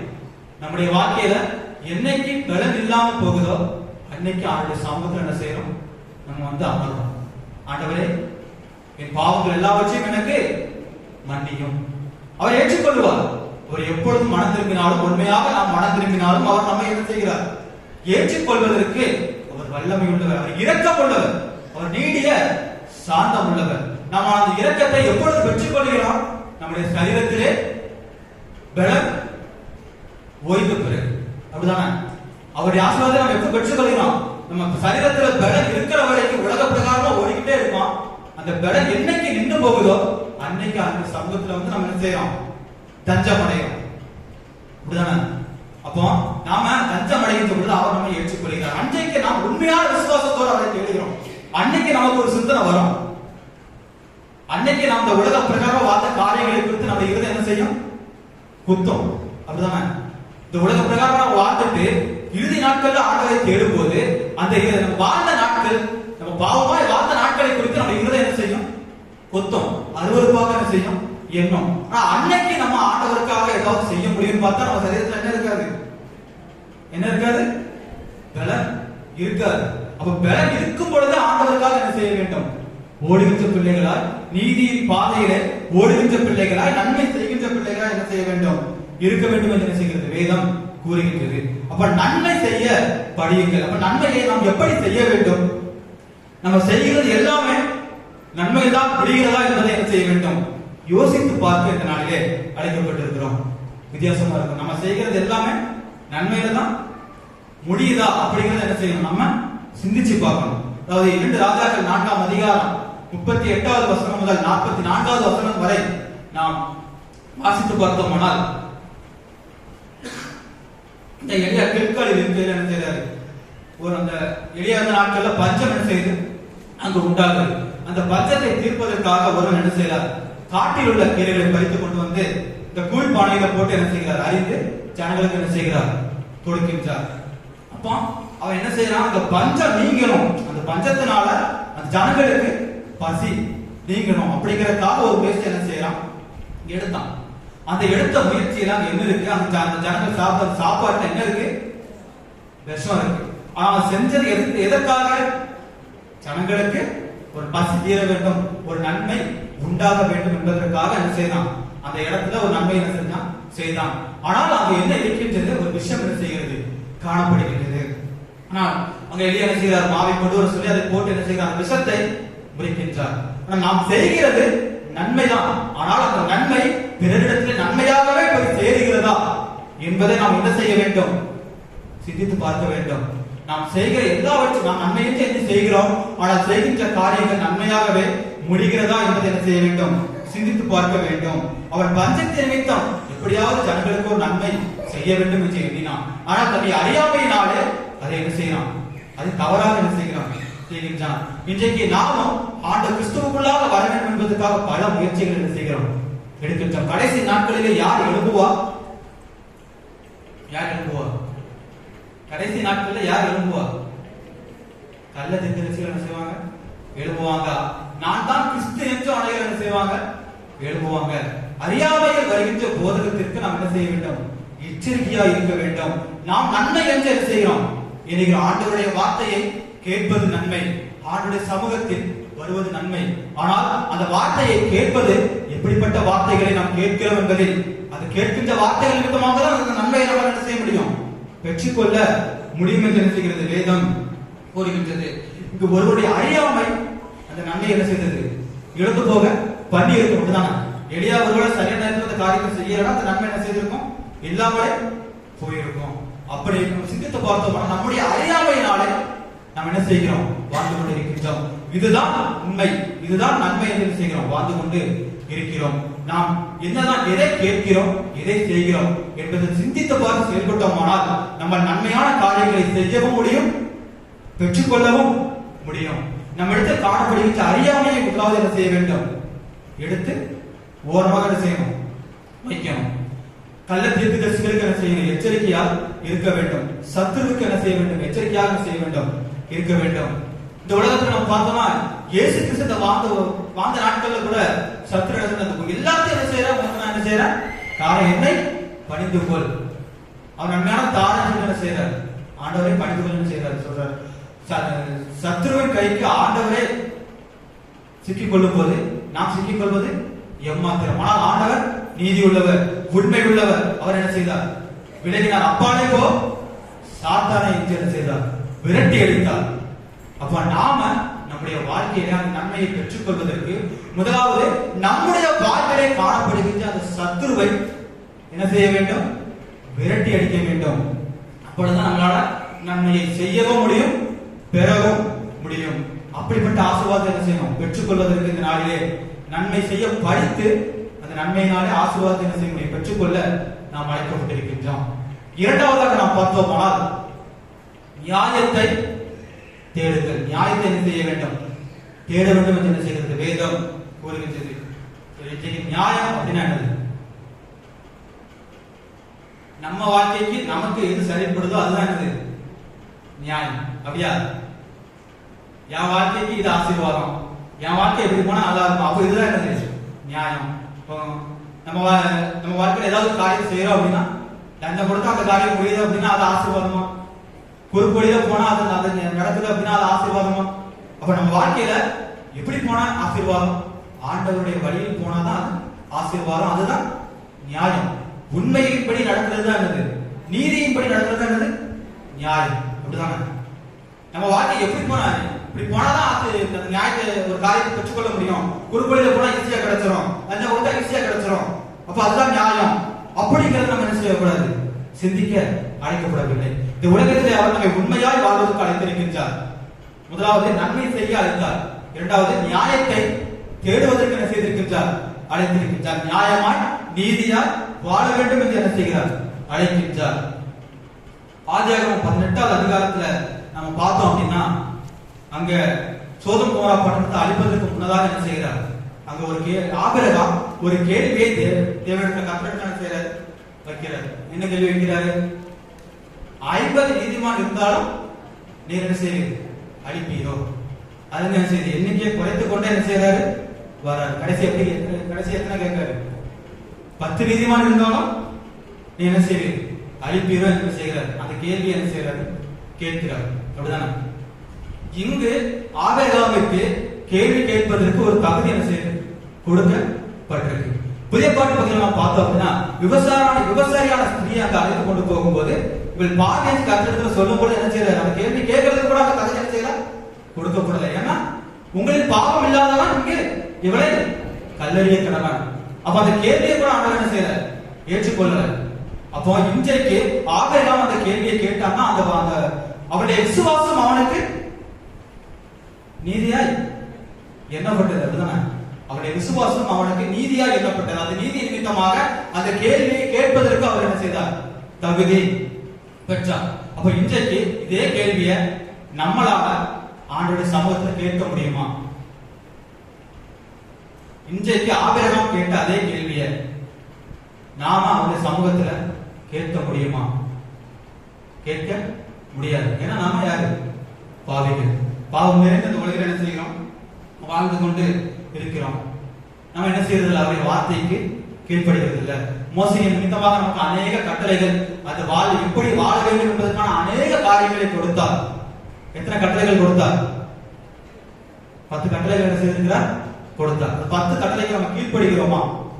கீழ்ப்படிந்தால் மாத்திரம்தான் அந்த கேள்வியை நாம் ஆண்டவர் சமூகத்தை கேட்பதற்கு தகுதி பெறுகிறோம். அப்படிதானே? இந்த நான் நீதிமான் என்று நான் ஆண்டவர் சமூகத்துல போய் நின்றுவிட்டு நான் நீதிமான் அப்படின்னு நம்ம சொல்ல முடியுமா? சொல்ல முடியாது. அப்ப ஆண்டவர் ராஜ்யத்தை பிரவேசிக்க முடியுமா? அப்ப இன்னைக்கு வரைக்கும் நம்ம நீதிமான் இல்ல, நான் பாவி அப்படின்னு சொல்லிட்டு இருக்கோமே, அந்த பாவத்தை விட்டு விலகி நீதிமான ஆபத்திற்கு வழியை தேடுகிறோமா? நம்முடைய வாழ்க்கையில் நியாயத்தை கடைபிடிக்கிறோமா என்பதை செய்ய வேண்டும், சிந்தித்து பார்க்க வேண்டும். நம்ம ஆண்டவர் உலகத்தின் காரியங்களுக்கு என்ன செய்யறோம், நியாயமா நடக்கணும் வச்சுக்கோங்களா. ஆண்டவருடைய காரியத்திற்கு நாம் நியாயமா நடக்கின்றோம் என்பதை என்ன செய்ய வேண்டும், சிந்திக்க வேண்டும். இன்றைக்கு அந்த சமூகத்தில் நாம் வருகிறோம், எல்லார் கையிலையும் வேதாகமத்தை நாம் கொண்டு வந்திருக்கிறோமா? எல்லாரும் ஆண்டு சமூகத்திற்கு நாம் வருகின்ற பொழுது வேதாகமத்தை கொண்டு வந்திருக்கிறோமா? அது ஆராதனை 5 நிமிடமோ 10 நிமிடமோ ஆண்டுடைய சமூகத்தில் நம்ம எடுத்து வைக்கும் போது நம்ம கையில என்ன இருக்கணும், வேதாகமம் இருக்கணும். அப்படிதானே? வேதாகமத்தை நாம் சுமந்தால் தான் நம்ம யார் சுமப்பா, ஆண்டவர் என்ன செய்வார், சுமப்பார். அப்போ ஆண்டவருக்கு பிரியமான காரியம் ஒன்றையுமே நான் செய்ய மாட்டேன், ஆண்டவருக்கு பிரியமான நடக்கவும் மாட்டேன், அவருடைய கட்டளைகளை கீழ்ப்படியவும் மாட்டேன். ஆனா நான் பரலோக ராஜ்யத்தில் என்ன செய்யணும், பிரவேசிக்கணும். நான் நீதிமான் அப்படி நம்ம சொல்ல முடியுமா? அந்த நியாயத்திற்குனால நம்மளால ஒரு சமூகத்தில் நிற்க முடியுமா? நிற்க முடியாது. அப்ப அதை கேட்க அழைப்பு, அந்த அழைப்பில் கேட்க வாழ்வை நம்ம என்ன செய்யணும், வாழ்வதற்கு என்ன செய்யப்பட்டிருக்கிறோம், அழைக்கப்பட்டிருக்கிறோம். நியாயத்தை என்ன செய்ய வேண்டும், தேடுவதற்கு என்ன செய்யப்பட்டிருக்கிறோம். நாம இந்த நாளிலே அழைக்கப்பட்டிருக்கின்றோம். அவருடைய சமூகத்தில், அதாவது நம்ம எந்த ஒரு காரியத்தையும் கடைபிடிக்காம அவருடைய சமூகத்தில் நின்று கர்த்தாவே எனக்கு நியாயம் செய்யும், கர்த்தாவே என்னை ஏற்றுக்கொள்வது சொன்னா என்ன செய்வார், ஏற்றுக்கொள்வார். அப்படித்தானே? ஏற்றுக்கொள்வாரா?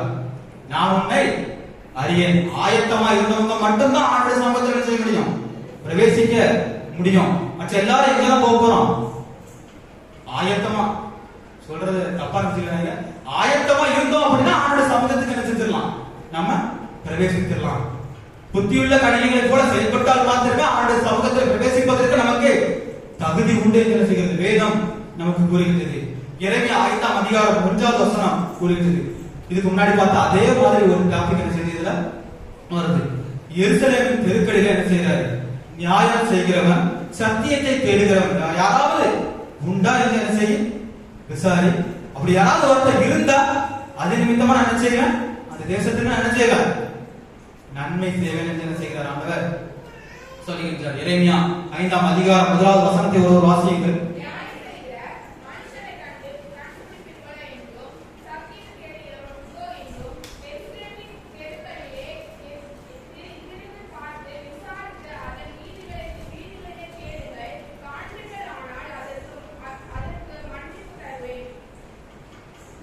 எருசலேமின் தெருக்கள் என்ன சொல்றாரு? யாரையாவது ஒருத்தர் சத்தியத்தை தேடுவ, நீதியை கடைபிடிக்கிற அப்படின்னு ஒருத்தர் யாரையாவது தேடி விசாரிச்சு என்று சொல்லு. அதன் நிமித்தமா என்ன செய்யறேன்? அந்த தேசத்திற்கு நான் மன்னிப்பை கொடுக்கிறேன்னு சொல்லி என்ன செய்யறாரு? ஆனால் வாக்கு கொடுக்கின்றார். அவர் என்னைக்காவது வாக்கு மாறி இருக்காரா? ஆனா அந்த தேசத்துல யாரையாவது கண்டுபிடிக்க முடிஞ்சதா?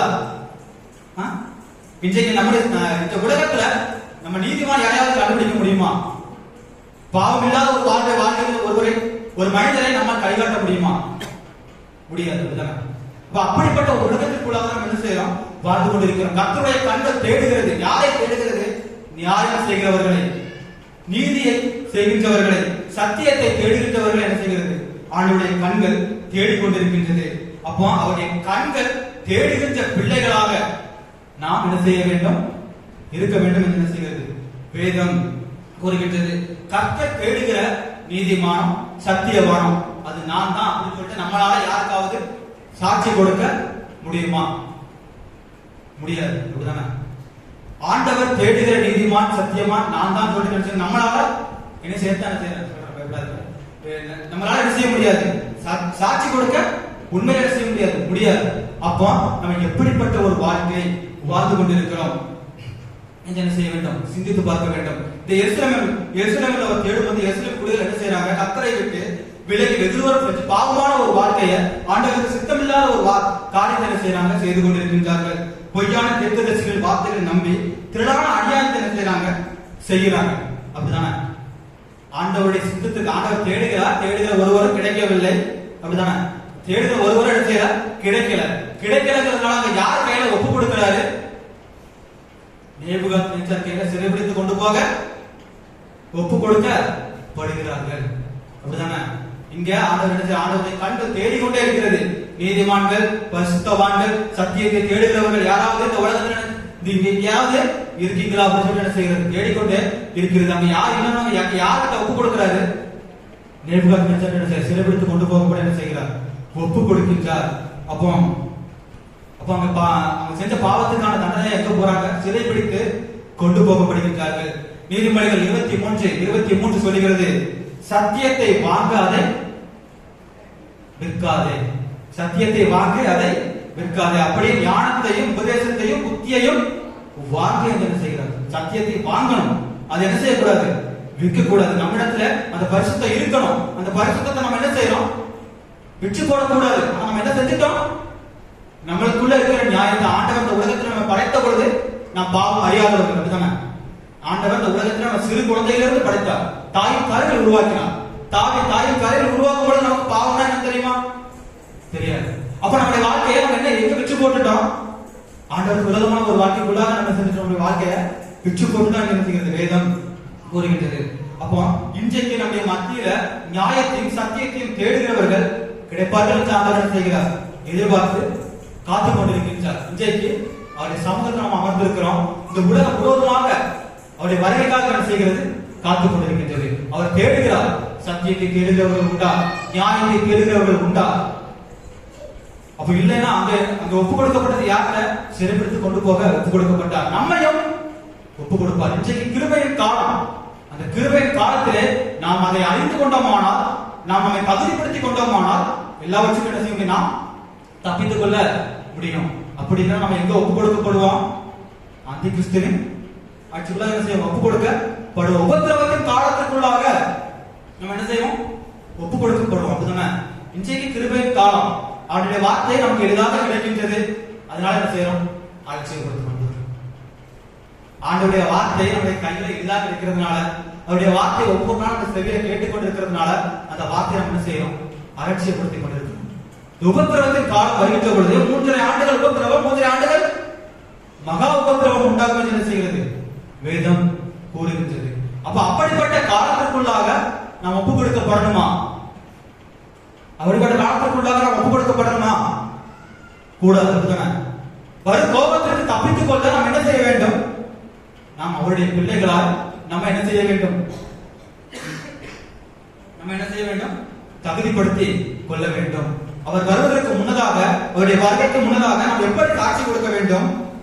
3 யோவான் 3 அதிகாரம் 3வது வசனம் 4வது வசனம் சொல்லுகிறது, என் பிள்ளைகள் சத்தியத்தில் நடக்கிறார்கள் என்ற சந்தோஷத்தை நாம் அவருக்கு என்ன செய்ய வேண்டும்? கொடுக்க வேண்டும்.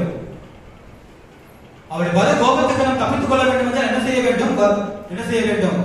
என் பிள்ளைகள் சத்தியத்தில் நடக்கிறார்கள் என்ற சந்தோஷத்தை நாம் என்ன செய்ய வேண்டும்? அவருக்கு கொடுக்க வேண்டும். அப்படி கொடுக்கின்ற பொழுது நாம் கோபத்துக்கு தப்பித்துக் கொள்ள முடியும். இந்த கிருபையின் காலத்திலே அவருடைய கிருபையை பெற்றுக்கொள்ள முடியும். அப்படிதானே? அப்ப நம்முடைய வாழ்க்கையில முதலாவது நன்மை செய்ய படிக்க வேண்டும். இரண்டாவது நியாயத்தை தேட வேண்டும். அப்படி தேடுகின்ற பொழுது இந்த கிருபையின் காலத்தில் நாம் அதை பெற்றுக் கொள்ளுகின்ற பொழுது அவர் நம்ம என்ன செய்கின்றார்? ஆசீர்வதிக்கின்றார். அவருடைய கோபம் நம்ம வராது. அவருடைய இரக்கமும் அவருடைய நீடிய சாந்தமும் நம்ம என்ன செய்கிறது? வருகின்றது. அப்படிப்பட்ட இரக்கத்தை ஆண்டவர் நமக்கு என்ன செய்வார்? நமக்கு வந்து வழிநடத்துவார். கடைசியாக நாம் பார்த்தோமானால் திக்கற்றவர்களை விசாரியுங்கள். இந்த உலகம் வெறுமையா இருந்த பொழுது அந்த பூமி படைப்புகளை என்ன செய்தார்? ஆண்டவர் இந்த உலகம் என்ன செய்தார்? நிரப்பினார். எந்த ஒரு சூழ்நிலையிலும் கர்த்தருடைய வார்த்தை என்ன செய்தது? பழைய பாட்டு பகுதியை குறித்து பார்த்தோம்னா எந்த ஒரு சூழ்நிலையும் ஆண்டவருடைய வார்த்தை என்ன செய்தது? கேட்டுக்கொண்டே இருந்தது. பாவம் பெருகின பொழுது திக்கற்றவர்களாய் சென்றாலும் அந்த இடத்திலும் ஆண்டவருடைய வார்த்தை என்ன செய்தது? சிலர் பல பாவங்களை செய்த போதும் மோசேயிடத்திலே கர்த்தர் வெளிப்பட்டு அந்த பாவத்திற்கான பரிகாரத்தை என்ன செய்தார்? அப்ப ஆண்டவருடைய வார்த்தை எல்லா இடங்களிலும் பிள்ளைகளை திக்கற்றவர்களாய் விடாதபடிக்கு என்ன செய்தது? ஆண்டவருடைய வார்த்தை வெளிப்பட்டது என்று என்ன செய்கிறது? வேதம் கூறுகின்றது. சரி, இப்போ ஒரு கேள்வி கேட்க அது கரெக்டா பதில் சொல்லணுமா? கடைசி தீர்க்கதரிசி யாரு? வேதத்துல போடப்பட்டிருக்கிற கடைசி தீர்க்கதரிசி யாரு? பழைய பாட்டு பகுதியில் கடைசி சாப்டர் என்ன? மல்கியா. யாரு? மல்கியா. இப்போ மல்கியா தான் யாரு? கடைசி தீர்க்கதரிசி. அப்படிதானே? மல்கியாவுக்கு அப்புறம் யார் வந்தா?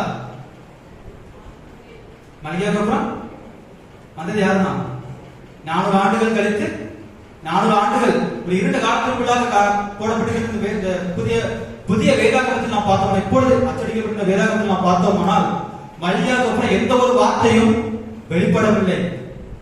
ஆண்டவர் வெளிப்பட்டுக் கொண்டே இருந்தார். நாம் அதை என்ன செய்யவில்லை?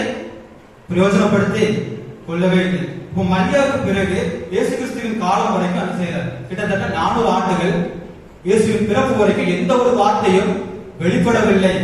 அப்படிதானே? மத்தேயு 1வது அதிகாரத்துல யாருன்னா வரா? இயேசு கிறிஸ்து தான் செய்யுது. இயேசுவினுடைய பிறப்பு தான் செய்து வருது. பழைய பாட்டு எதெல்லாம் முடியுது? மல்கியா முடியுது. அப்போ மல்கியா தீர்க்கதரிசிக்கு அப்புறமா யாருதான் வந்திருக்கிறார்? இயேசு கிறிஸ்துவானவர் தான் செய்திருக்கிறார், வந்திருக்கிறார். இடைப்பட்ட 400 ஆண்டுகள் எந்த ஒரு வார்த்தையும் வெளிப்படவில்லை என்று என்ன செய்கிறது? சொல்லப்படுகின்றது. அப்ப அது இருண்ட காலம் செய்கிறது. இருண்ட காலம் என்று செயல்பட்டிருக்கு, போடப்பட்டிருக்கிறது. அப்ப நம்ம பார்த்தோம் அப்படின்னா அந்த காலத்தை நம்ம என்ன சொல்ல வேண்டும்? இன்றைக்கு அவருடைய வார்த்தை நம் மத்தியில வெளிப்படவில்லை என்றால் அவருடைய வாழ்க்கை எப்படி இருக்கும்? அன்றைக்கு அந்த 400 ஆண்டுகள் அவருடைய வார்த்தை என்ன செய்யறது? வெளிப்படல. இருண்ட காலம் என்ன செய்யறது? சொல்லப்பட்டது. இன்றைக்கு அப்பொழுது அவருடைய வார்த்தை நம்ம மத்தியில என்ன செய்யுது? வெளிப்படுது. நம்ம பழைய பாட்டு பதில பார்த்தோம்னா தீர்க்கதரிசனமாக வெளிப்பட்டா, அநேக தீர்க்கதரிசனமாக வெளிப்பட்டா, தீர்க்க தரிசனமாக வெளிப்பட்டா எதையுமே நம்ம என்ன செய்யல? பிரயோஜனப்படுத்தி கொள்ளவே இல்லை. அதாவது அதிகமா பாசம் காட்டுறவங்க நம்ம பக்கத்துல இருக்கும்போது அந்த பாசத்தை குறித்து நமக்கு என்ன உண்டாகும்? ஒரு கோபம் உண்டாகும், ஒரு எரிச்சல் உண்டாகும். அதே பாசம் திடீர்னு நமக்கு இல்லாம போயிட்டுனா நம்ம மனசுல என்ன உண்டாகும்? டைம் ஆயிட்டு ஒரு 5 நிமிஷம் நம்ம மனசுல என்ன உண்டாகும்? அந்த பாசத்துக்காக நம்ம என்ன செய்வோம்? ஏங்குவோம். பாசத்துக்காக நம்ம என்ன செய்வோம்? ஏங்குவோம். இங்க அதே தான் என்ன செய்யுது? போடப்பட்டிருக்கு. அந்த 400 ஆண்டுகள் என்ன காலம்? காத்திருக்கும் காலம். மணவாளனுடைய வருகைக்காக காத்திருக்கின்ற ஒரு காலம் வந்து என்ன செய்கிறது? சொல்லப்படுகின்றது. அவருடைய வார்த்தை கிடைக்கின்ற பொழுது யாருமே என்ன செய்யல? கேட்கவும் கண்டுகொள்ளவும் இல்லை. கேட்டாங்க, கேட்பாங்க, கொஞ்ச நேரம் கேட்பாங்க, ஒரு திருமணம் செய்யறாங்க, தான் போறாங்க. அதனால என்ன செஞ்சாரு ஆண்டவர்? ஒரு 4 வருஷம் கழிச்சு திருமணம் செஞ்சாரு, வந்தார். அப்படிதானே? திரும்ப இந்த உலகத்துல வந்து என்ன செய்தார்? அநேக அற்புதங்களையும் அநேக அதிசயங்களை என்ன செய்தார். அப்ப நம்ம அந்த நேரத்துல திக்கச்சவர்களை என்ன செய்யல, விட்டுட்டு போகல. ஆனா திக்கச்சவர்களை விட்டுட்டு போகல, நாம் நம்மை ஆராய்ந்து அறிந்து கொள்ள வேண்டும். அப்படிதானே? நம்மை அறிந்து கொள்ள வேண்டும். நாம் நம்முடைய பாவங்களை உணர வேண்டும் என்பதற்காக ஒரு காலம் கொடுக்கப்பட்டது. ஆனால் அந்த காலத்துல நாம் என்ன செய்யல, எதையுமே உணரவும் இல்லை, எதையுமே ஆராய்ந்து கொள்ளவும் இல்லை. எப்படி விட்டுட்டு போனாரோ அப்படியே தான் செஞ்சிருக்கிறோம், இருந்திருக்கிறோம். இந்த புதிய பாட்டு பகுதியில் நாம் பார்த்தோம், நான் திக்கற்றவர்களை தேய்ச்ச வேண்டும் என்ற தலைப்பை நாம் பார்த்தோம். திக்கற்றவர்களை ஆனால் நம்ம ஒருபோதும் செய்யல, விடல. அப்போ இந்த இடத்துல நம்ம பார்த்தோம் அப்படின்னா, நான் திக்கற்றவர்களை தேய்ச்சுகிறவர்களால் இருக்கிறோம் என்று செய்ய வேண்டும், சிந்தித்து பார்க்க வேண்டும். சங்கீதம் 102:17 திக்கற்றவர்களுக்கு துணையாக இருப்பதே தேவனுடைய சித்தம் என்று என்ன செய்கிறது, வேதம் கூறுகின்றது. நாம் திக்கற்றவர்களுக்கு துணையாக இருக்கின்றோமா? ஒரு உதாரணத்தை பார்க்கிறோமா? யோவான் 5ஆம் அதிகாரம் 1வது வசனம் முதல் 15வது வசனம் வரை நம்ம பார்த்தோம் அப்படின்னா, பெதஸ்தா குளத்துல ஒரு வியாதிஸ்தர் என்ன செய்கிறார், படுத்து கிடக்கிறார். எத்தனை வருஷமா படுத்து கிடக்கிறாரு? எத்தனை வருஷம்? 38 வருஷம். ஆண்டவர் இந்த உலகத்துல எத்தனை வருஷமா இருந்தாரு? 33 வருஷம். அப்ப ஆண்டவர் வருவதற்கு முன்னதாகவே அங்க ஒரு வியாதிஸ்தர் என்ன செய்யறான், இருக்கிறான். அப்ப அந்த 33 வருஷமும் நம்ம என்ன செய்யல, அந்த திக்கற்றவன தேய்ச்சவே இல்ல. அதாவது திமிர்வாதக்காரனை தூக்கிட்டு போறதுக்கு கூட 4 பேர் செஞ்சாங்க, போனாங்க. ஆனா இங்க அந்த திக்கற்றவனை தேற்றுவதற்கு ஒருவனுமே இல்ல. 38 வருஷம் ஆண்டவர் பிறந்து வளர்ந்து ஆவியில் தேறி அவருடைய வேலை வந்த போது அவனை வந்து என்ன செய்கிறார், அங்கே குணமாக்குறார். அப்ப நம்ம திக்கற்றவர்களை தேற்றுகிறவர்களா இருக்கிறோமா? இல்ல. திக்கற்றவர்களை 38 வருஷமா கிடக்கிறான். ஒருவர் அவனுக்கு உதவி செய்திருந்தா அவன் என்ன செஞ்சிருக்கோம், அவன் வாழ்க்கை என்ன செய்திருக்கும், மாறி இருக்கலாம். அப்படிதானே? வேதத்துல ஆண்டவர் சுகம் கொடுத்தாலும் செய்யப்பட்டிருக்கு, போடப்பட்டிருக்கு. ஆனா 38 வருஷமா ஒருவரும் அவனை தேற்றவில்லை. அதைத்தான் என்ன செய்யணும், நம்ம இங்க சிந்திச்சு பார்க்கணும். அந்த திமிரோதக்காரனை தூக்கிட்டு போறது கூட 4 பேர் என்ன செஞ்சாங்க, கிடைச்சாங்க. ஆனா இங்க அந்த தேவதூதன் வந்து கலக்கிக்கின்ற பொழுது குணமாகும் சொல்லிட்டு ஒரு நம்பிக்கை அங்க இருக்கு. அப்போ அந்த நம்பிக்கையை விசுவாசத்தோடு அங்க கொண்டு போறதுக்கு, அவன் அந்த விசுவாசத்தை கொண்டு போய் சேர்க்கறதுக்கு அங்க யாரும் இல்ல, யாருமே இல்ல. ஆண்டவர் பிறந்து வளர்ந்து வந்து அவருடைய வேலை வந்து அங்க என்ன செய்யலாம், குணமாக்க படுகிறார். நாம் திக்கற்றவர்களை நாம் தேற்றுகிறவர்களை என்ன செய்ய வேண்டும், இருக்க வேண்டும். அவர் மாத்திரம் நம்ம விசாரிக்க வேண்டும், அவர் மாத்திரம் நம்மை தேற்ற வேண்டும். நான் யாரையும் விசாரிக்க மாட்டேன், நான் யாரையும் தேற்ற மாட்டேன்னு சொல்லி என்ன செய்யறோம், நாம நம்முடைய வாழ்க்கை என்ன செய்யறோம், போய்கொண்டு இருக்கிறோம். அப்ப நம்முடைய வாழ்க்கையில நம்ம யாரையும் தேய்ச்சல, நம்ம யாரையும் விசாரிக்கிறோம், நம்முடைய வாழ்க்கை எப்படி இருக்கும்? அதுக்கு ஒரு உதாரணம் என்ன செய்யணும் சொல்றேன். தெரியும், எல்லாருக்கும் தெரிஞ்ச ஒரு காரியம் தான். ஐஸ்வர்யவான் லாசர். அப்படிதானே? ஐஸ்வர்யன் ஏதாவது பாவம் பண்ணானா? எந்த பாவமும் பண்ணல. அவனுடைய வாசற்படியில் இருந்தவனுக்கு என்ன செய்யல, அவனை தேய்ச்சல். அப்படிதானே? ஆனா ஆபிரகாமின் படி யாருக்கு கிடைத்தது? யாருக்கு கிடைச்சது? லாசருக்கு தான் கிடைச்சது. அவனுடைய எல்லாமே இருந்தது, தன்னால் முடியும். அந்த லாசரை தேற்றுவதற்கு அவனால முடியுமா, முடியாதா? முடியும். முடிஞ்சும் அவன் பண்ணாம இருந்ததுனாலதான் என்ன ஆயிடுச்சு, ஆக்கினைக்குள்ளாக தள்ளப்பட்டான். அப்ப நம்முடைய வாழ்க்கையில நம்மளால ஆண்டவர் பலன் கொடுத்திருக்கின்றார், மற்றவர்களை தேற்றுவதற்கு பலன் கொடுத்திருக்கின்றார். அந்த பலனை நாம் பயன்படுத்த வேண்டும். லாசருக்கு என்ன கிடைத்தது? ஆபிரகாமின் மடி. தேற்றவே இல்லை. தன்னிடத்துல இருந்த காரியத்தை குறித்து அவன் செய்யல, கவலைப்படல, பிறரை தேற்றல. அவனுக்கு என்ன கிடைச்சது? பாதாளம். இப்ப நம்முடைய வாழ்க்கை எப்படி செஞ்சு கொண்டிருக்கிறது என்பதை செய்ய வேண்டும், சிந்தித்து பார்க்க இந்த நாளிலே அழைக்கப்பட்டிருக்கிறோம். சங்கீதம் 9:4 சங்கீதம் 4:7 வசனத்தை நாம் பார்த்தோமானால், அவர் நீதியுள்ள நியாயாதிபதியாக நம்மை நியாயம் விசாரிக்க சிங்காசனத்தை ஆயத்தம் பண்ணியிருக்கிறார். நீதியுள்ள நியாயாதிபதியாக சிங்காசனத்தை என்ன செய்திருக்கிறார், ஆயத்தம் பண்ணியிருக்கிறார். இதற்காக நம்மை நியாயம் விசாரிப்பதற்காக என்ன செய்திருக்கின்றார், ஆயத்தம் பண்ணியிருக்கின்றார்.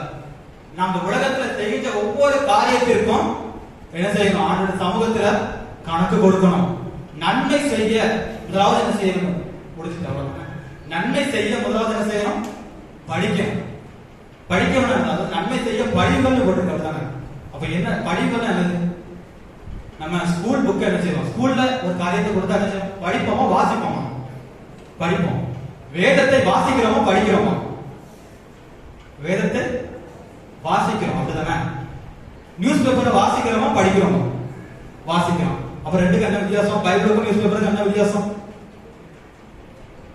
அப்படிதான் உலகத்தின் காரியங்களுக்கும் வேதாகமத்துக்கும் நம்ம ஒரே முக்கியத்துவத்தை தான் எடுத்துருக்கிறோம், கொடுத்து கொண்டிருக்கிறோம். அப்படிதானே உலக, அதாவது ஒரு ஸ்கூல்ல ஒரு ஹோம்வொர்க் கொடுத்தாங்க, படிச்சுட்டு போக சொல்லி ஒரு காரியத்தை கொடுத்தாங்க அப்படின்னா அந்த காரியத்தை படிச்சுட்டு போகல, வாசிச்சுட்டு போனா மைண்ட்ல நிக்குமா?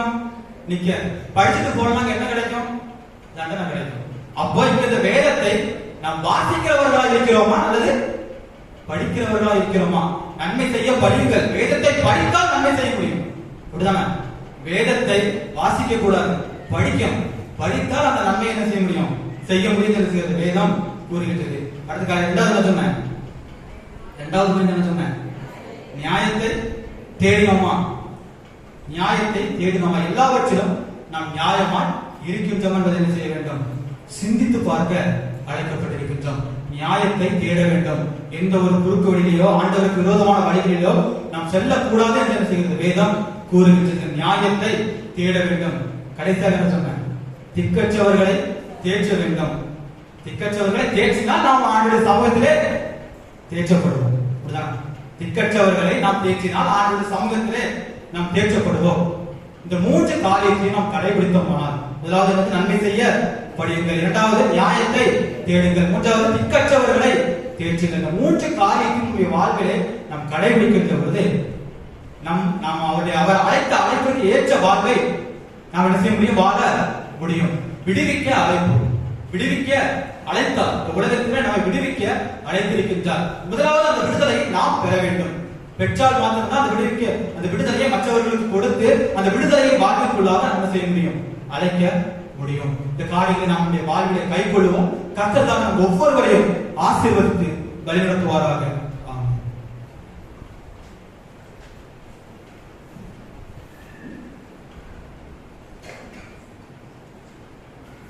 காணிக்கை பாடலாக நாம் யாவரும் எழுந்து நின்று ஆராதனை கீதங்கள் 102, 200 கீதம் 206, கிறிஸ்தவ கீர்த்தனை 106, தாசராச பிதா மைந்தனே சொல்றார்.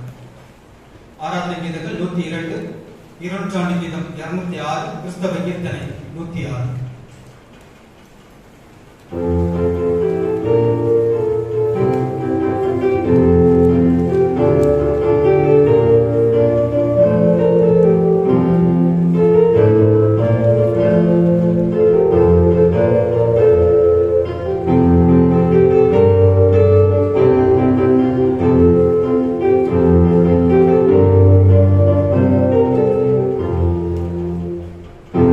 Hasta la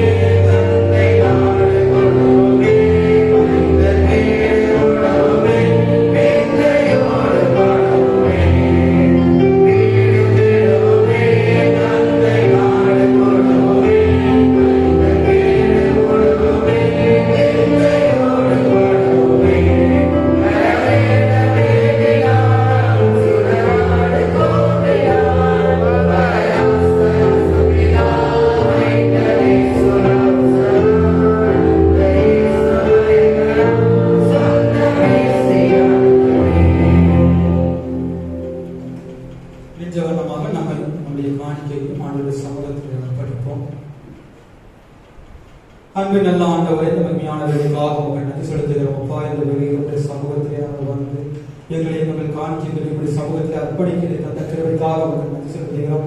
இந்த வேலையிலும் ஆண்டவரே, உடைய பிள்ளைகளுடைய சமூகத்திலே கூடி வந்து படைத்திருக்கின்ற இந்த காணிக்கைகளை கருத்தில் அர்ப்பணிக்கிறோம். அப்பா, எந்த நோக்கத்தோடு இந்த பிள்ளைகள் இந்த காணிக்கைகளை படைத்திருக்கின்றார்களோ அந்த நோக்கம் உடைய பிள்ளைகள் வாழ்வுடைய ஆசீர்வாதமாய் நிறைவேற ஆண்டவர் நாம் நீ கிருபை செய்ய வேண்டும் என்று நாங்கள் சொல்லிக்கிறோம். அப்பா, படைக்கப்பட்டிருக்கின்ற காணிக்கைகள் சங்க காணிக்கைகள் எல்லாவற்றையும் கருத்தில் அர்ப்பணிக்கிறோம். நீரை ஏற்றுக்கொள்ளும் ஆசீர்வதியும் இயேசுவின் மூலம் மக்களும் ஜீவனுள்ள பிதாவே.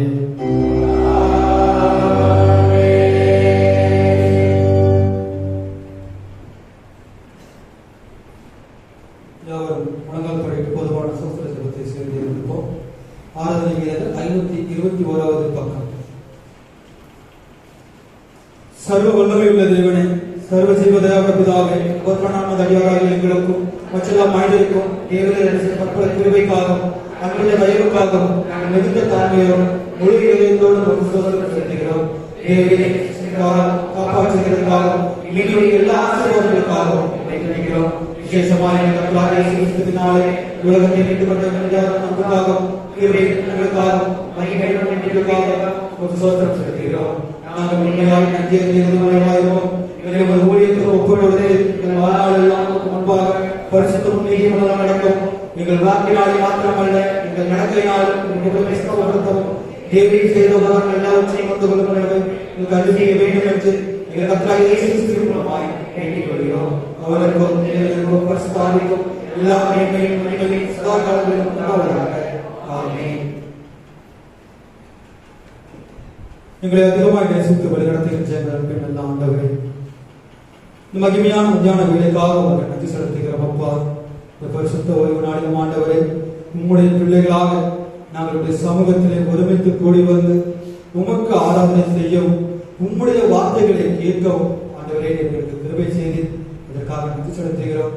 எத்தனையோ பிள்ளைகளுக்கு கிடைக்காத வாக்கியமும் சாக்கியமும் ஆண்டவரே இந்த நாளிலே நீர் எங்களுக்கு தந்து எங்களை வழிநடத்திருக்கிறீரப்பா, அதற்காக நன்றி செலுத்துகிறோம். ஆண்டவரே, இந்த நாளிலும் நாங்கள் தியானித்த உங்களுடைய வார்த்தையின்படி உலகத்தில் நன்மை செய்கின்றவர்களாக நியாயத்தை தேடுகின்ற பிள்ளைகளாக வாழ்ந்து திக்கற்றவர்களை தேற்றுகின்ற பிள்ளைகளாக வாழ்ந்து உம்முடைய அழைப்பிற்கு ஏற்ற நீர் எங்களை இந்த உலகிலே அழைத்த அழைப்பிற்கு ஏற்ற வாழ்வை வாழ்ந்து உம்முடைய நியாய தீர்ப்பிலே உம்முடைய பிள்ளைகளால் உம்முடைய பரிசுத்த வாழ்வோடு பங்கு வருகின்ற வாக்கியத்தை ஆண்டவரே எங்களுக்கு தந்து எங்களை வழிநடத்தபடியா நாங்கள் சொல்லிக்கிறோம். அப்பா, நாங்கள் கேட்கின்ற வார்த்தைகள், நாங்கள் தியானிக்கின்ற வசனங்கள் ஒன்றும் எங்கள் வாழ்வில் பலனற்று கொண்டாதபடி உடைய வார்த்தையினால் நாங்கள் தேற்றப்படவும் உடைய வார்த்தையால் நாங்கள் வழிநடத்தப்படவும் ஆண்டவரே நீர் எங்களுக்கு கிருபை செய்ய வேண்டும் என்று நாங்கள் ஜெபிக்கிறோம். அப்பா, இந்த நாளில் ஆண்டவரே சபை பிள்ளைகளை ஒவ்வொருவரையும் உடைய கருத்தில் அர்ப்பணித்து ஜெபிக்கிறோம்.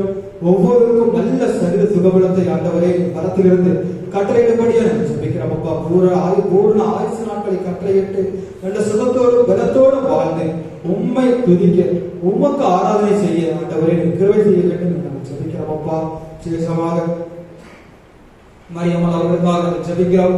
அவர்கள் சரீரங்களே காணப்படுகின்ற பலவீனங்கள், மூட்டு வலிகள் எல்லாம் நீங்க குடல் எல்லாம் நீங்க ஆண்டவரை கிருபை செய்ய வேண்டும் என்று ஜெபிக்கிறோம். அப்பா, உம்மிடத்தில் விசுவாசம் உள்ளவர்களாக அடியாருக்காக சமூகத்தில் ஜெபிக்கின்ற ஒவ்வொருவருடைய ஜெபங்களும் உடைய சமூகத்தில் கேட்கப்படும்படியா நாங்கள் விசுவாசிக்கிறோம். அப்பா, உன் விசுவாசத்தின்படி உனக்கு ஆக கடுவது சொன்னீரேன் ஆண்டவரை. விசுவாசத்தினால் நீதிமான் கிடைப்பான் என்று சொன்னீர் ஆண்டவரை. இப்பொழுது விசுவாசத்தோடு உடைய சமூகத்தில் ஜெபிக்கின்ற உடைய பிள்ளைகளுக்கு பரிபூர்ண சுகத்தை ஆண்டவரை கட்டிடபடியா நாங்கள் ஜெபிக்கிறோம். அப்பா, இந்த நாளிலும் விளைவுகளின் மத்தியிலும் இக்கட்டுகளின் மத்தியிலும் பலவிதமான பாரங்கள், குழப்பங்கள், கலக்கங்களின் மத்தியிலும் சமூகத்தில் வந்திருக்கின்ற பிள்ளைகளை கண்ணோக்கி பாருங்க. உங்களுடைய கண்களில் உங்களுடைய பிள்ளைகளுக்கு தயவு கிடைக்க வேண்டும் என்று நாங்கள் ஜெபிக்கிறோம். அப்பா, உங்களுடைய கண்கள் தேடுகின்ற நீதிமான்களாக சத்தியத்தை தேடுகின்ற பிள்ளைகளாக நாங்கள் வாழவும் வளரவும் ஆண்டவரே எங்களுக்கு கிருபை செய்ய வேண்டும் என்று நாங்கள் ஜெபிக்கிறோம். அப்பா, இந்த நாளிலும் ஆண்டவரே ஒவ்வொருவருக்கும் நல்ல சரீர சுகபலத்தை கட்டளையிடும் ஆண்டவரே. நீர் உடைய பிள்ளைகளோடு இருந்து அவர்களை தேற்றும்படியே நாங்கள் ஜெபிக்கிறோம். அப்பா, இந்த நாளிலும் ஆண்டவரே விசேஷமாக வெளியிடங்களில் தங்கியிருக்கின்ற பிள்ளைகளுக்காக ஜெபிக்கிறோம். பிரயாணப்பட்டு வந்திருக்கின்ற பிள்ளைகளுக்காக நாங்கள் ஜெபிக்கிறோம். அப்பா, ஒவ்வொருவரையும் ஆண்டவரை கருத்தில் அர்ப்பணிக்கிறோம். நீரே உடைய பிள்ளைகளை பொறுப்படுத்திக் கொள்ளும். ஒவ்வொரு நாளும் ஆண்டவரே உடைய பிள்ளைகளை குறித்து நற்செய்திகளை நாங்கள் கேட்கவும் பகிர்ந்து கொள்ளவும் ஆண்டவரே எங்களுக்கு கிருபை செய்ய வேண்டும் என்று நாங்கள் ஜெபிக்கிறோம். ஜெபிக்கிறோம் அப்பா.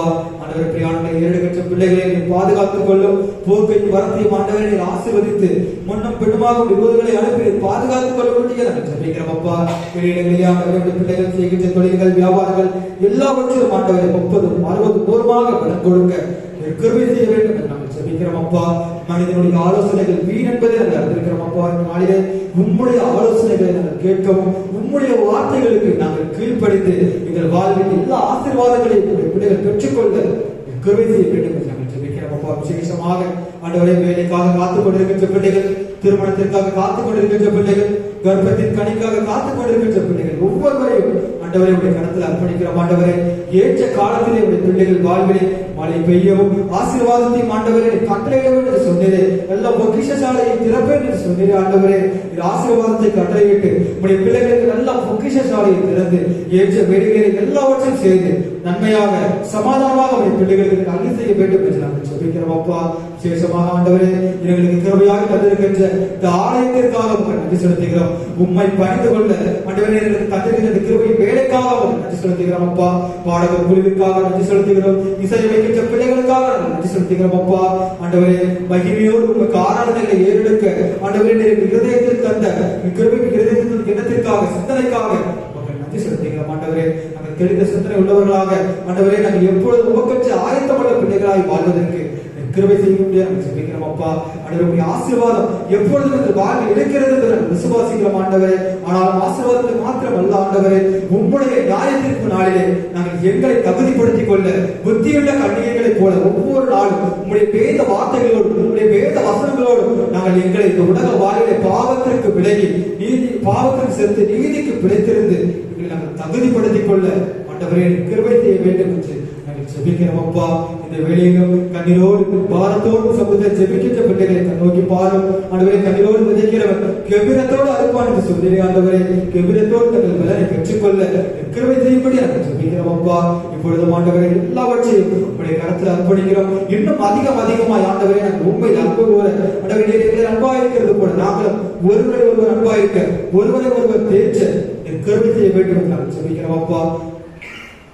திக்கற்றவர்களால் காணப்படுகிற ஒவ்வொரு பிள்ளைகளையும் கருத்தில் அர்ப்பணித்து ஜெபிக்கிறோம். ஆண்டவரே நீரே உடைய பிள்ளைகளை தேற்றும் எங்கள் நிமித்தமாக ஆண்டவரை தேற்றுவதற்கு ஏற்ற இருதயத்தை எங்களுக்கு தந்து வழிநடத்த வேண்டும் என்று நாங்கள் ஜெபிக்கிறோம் அப்பா. விசேஷமாக ஆண்டவரே யுத்தங்கள் நடைபெறுகின்ற இடங்களுக்காக போர்க்களமாய் காணப்படுகின்ற இடங்களுக்காக இந்த சமூகத்தில் ஜெபிக்கிறோம்.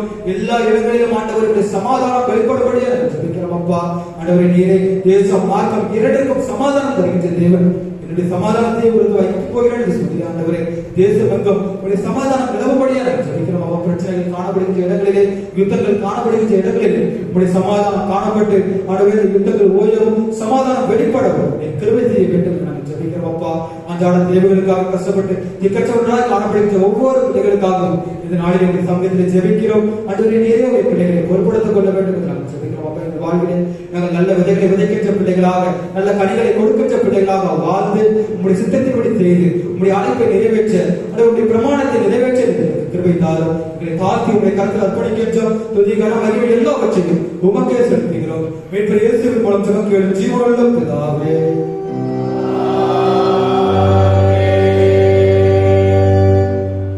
இத்தருணத்தில் லோகப்பட்ட பொதுவான விண்ணப்பங்களை செய்ய எங்களுக்கு கிடைத்த சர்வ வல்லமை தேவனே, 2 விரோத 3 விரோதிய நாமத்தினாலே கூடி வரும் பொழுது அவர்கள் கேட்டுள்ள வாக்கு இருக்கிற கர்த்தாவே, உமது அடியார்களுக்கு வேண்டிய நன்மைகள் உண்டாக எங்கள் விருப்பங்களையும் வேண்டுதல்களையும் இப்பொழுது நிறைவேற்றி இம்மையிலே பிரசித்த தெரிவையும் மறுமையிலே நித்திய ஜீவனையும் எங்களுக்கு கட்டளையிட்டோ.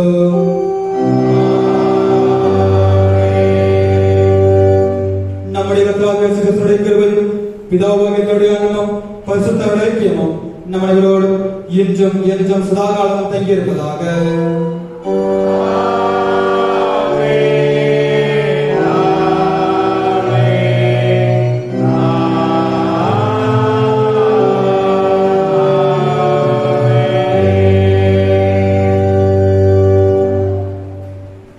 பின்பவழி விதமாக நாம் யாவரும் எழுந்து நின்று ஆராதனை கீதங்கள் 504, 200 கீதம் 172, பாமாலை 108, பாவனாசர் பட்ட காயம் நோக்கி தியாகம் செய்வது. ஆராதனை கீதங்கள் 504, 200 கீதம் 172, பாமாலை 108.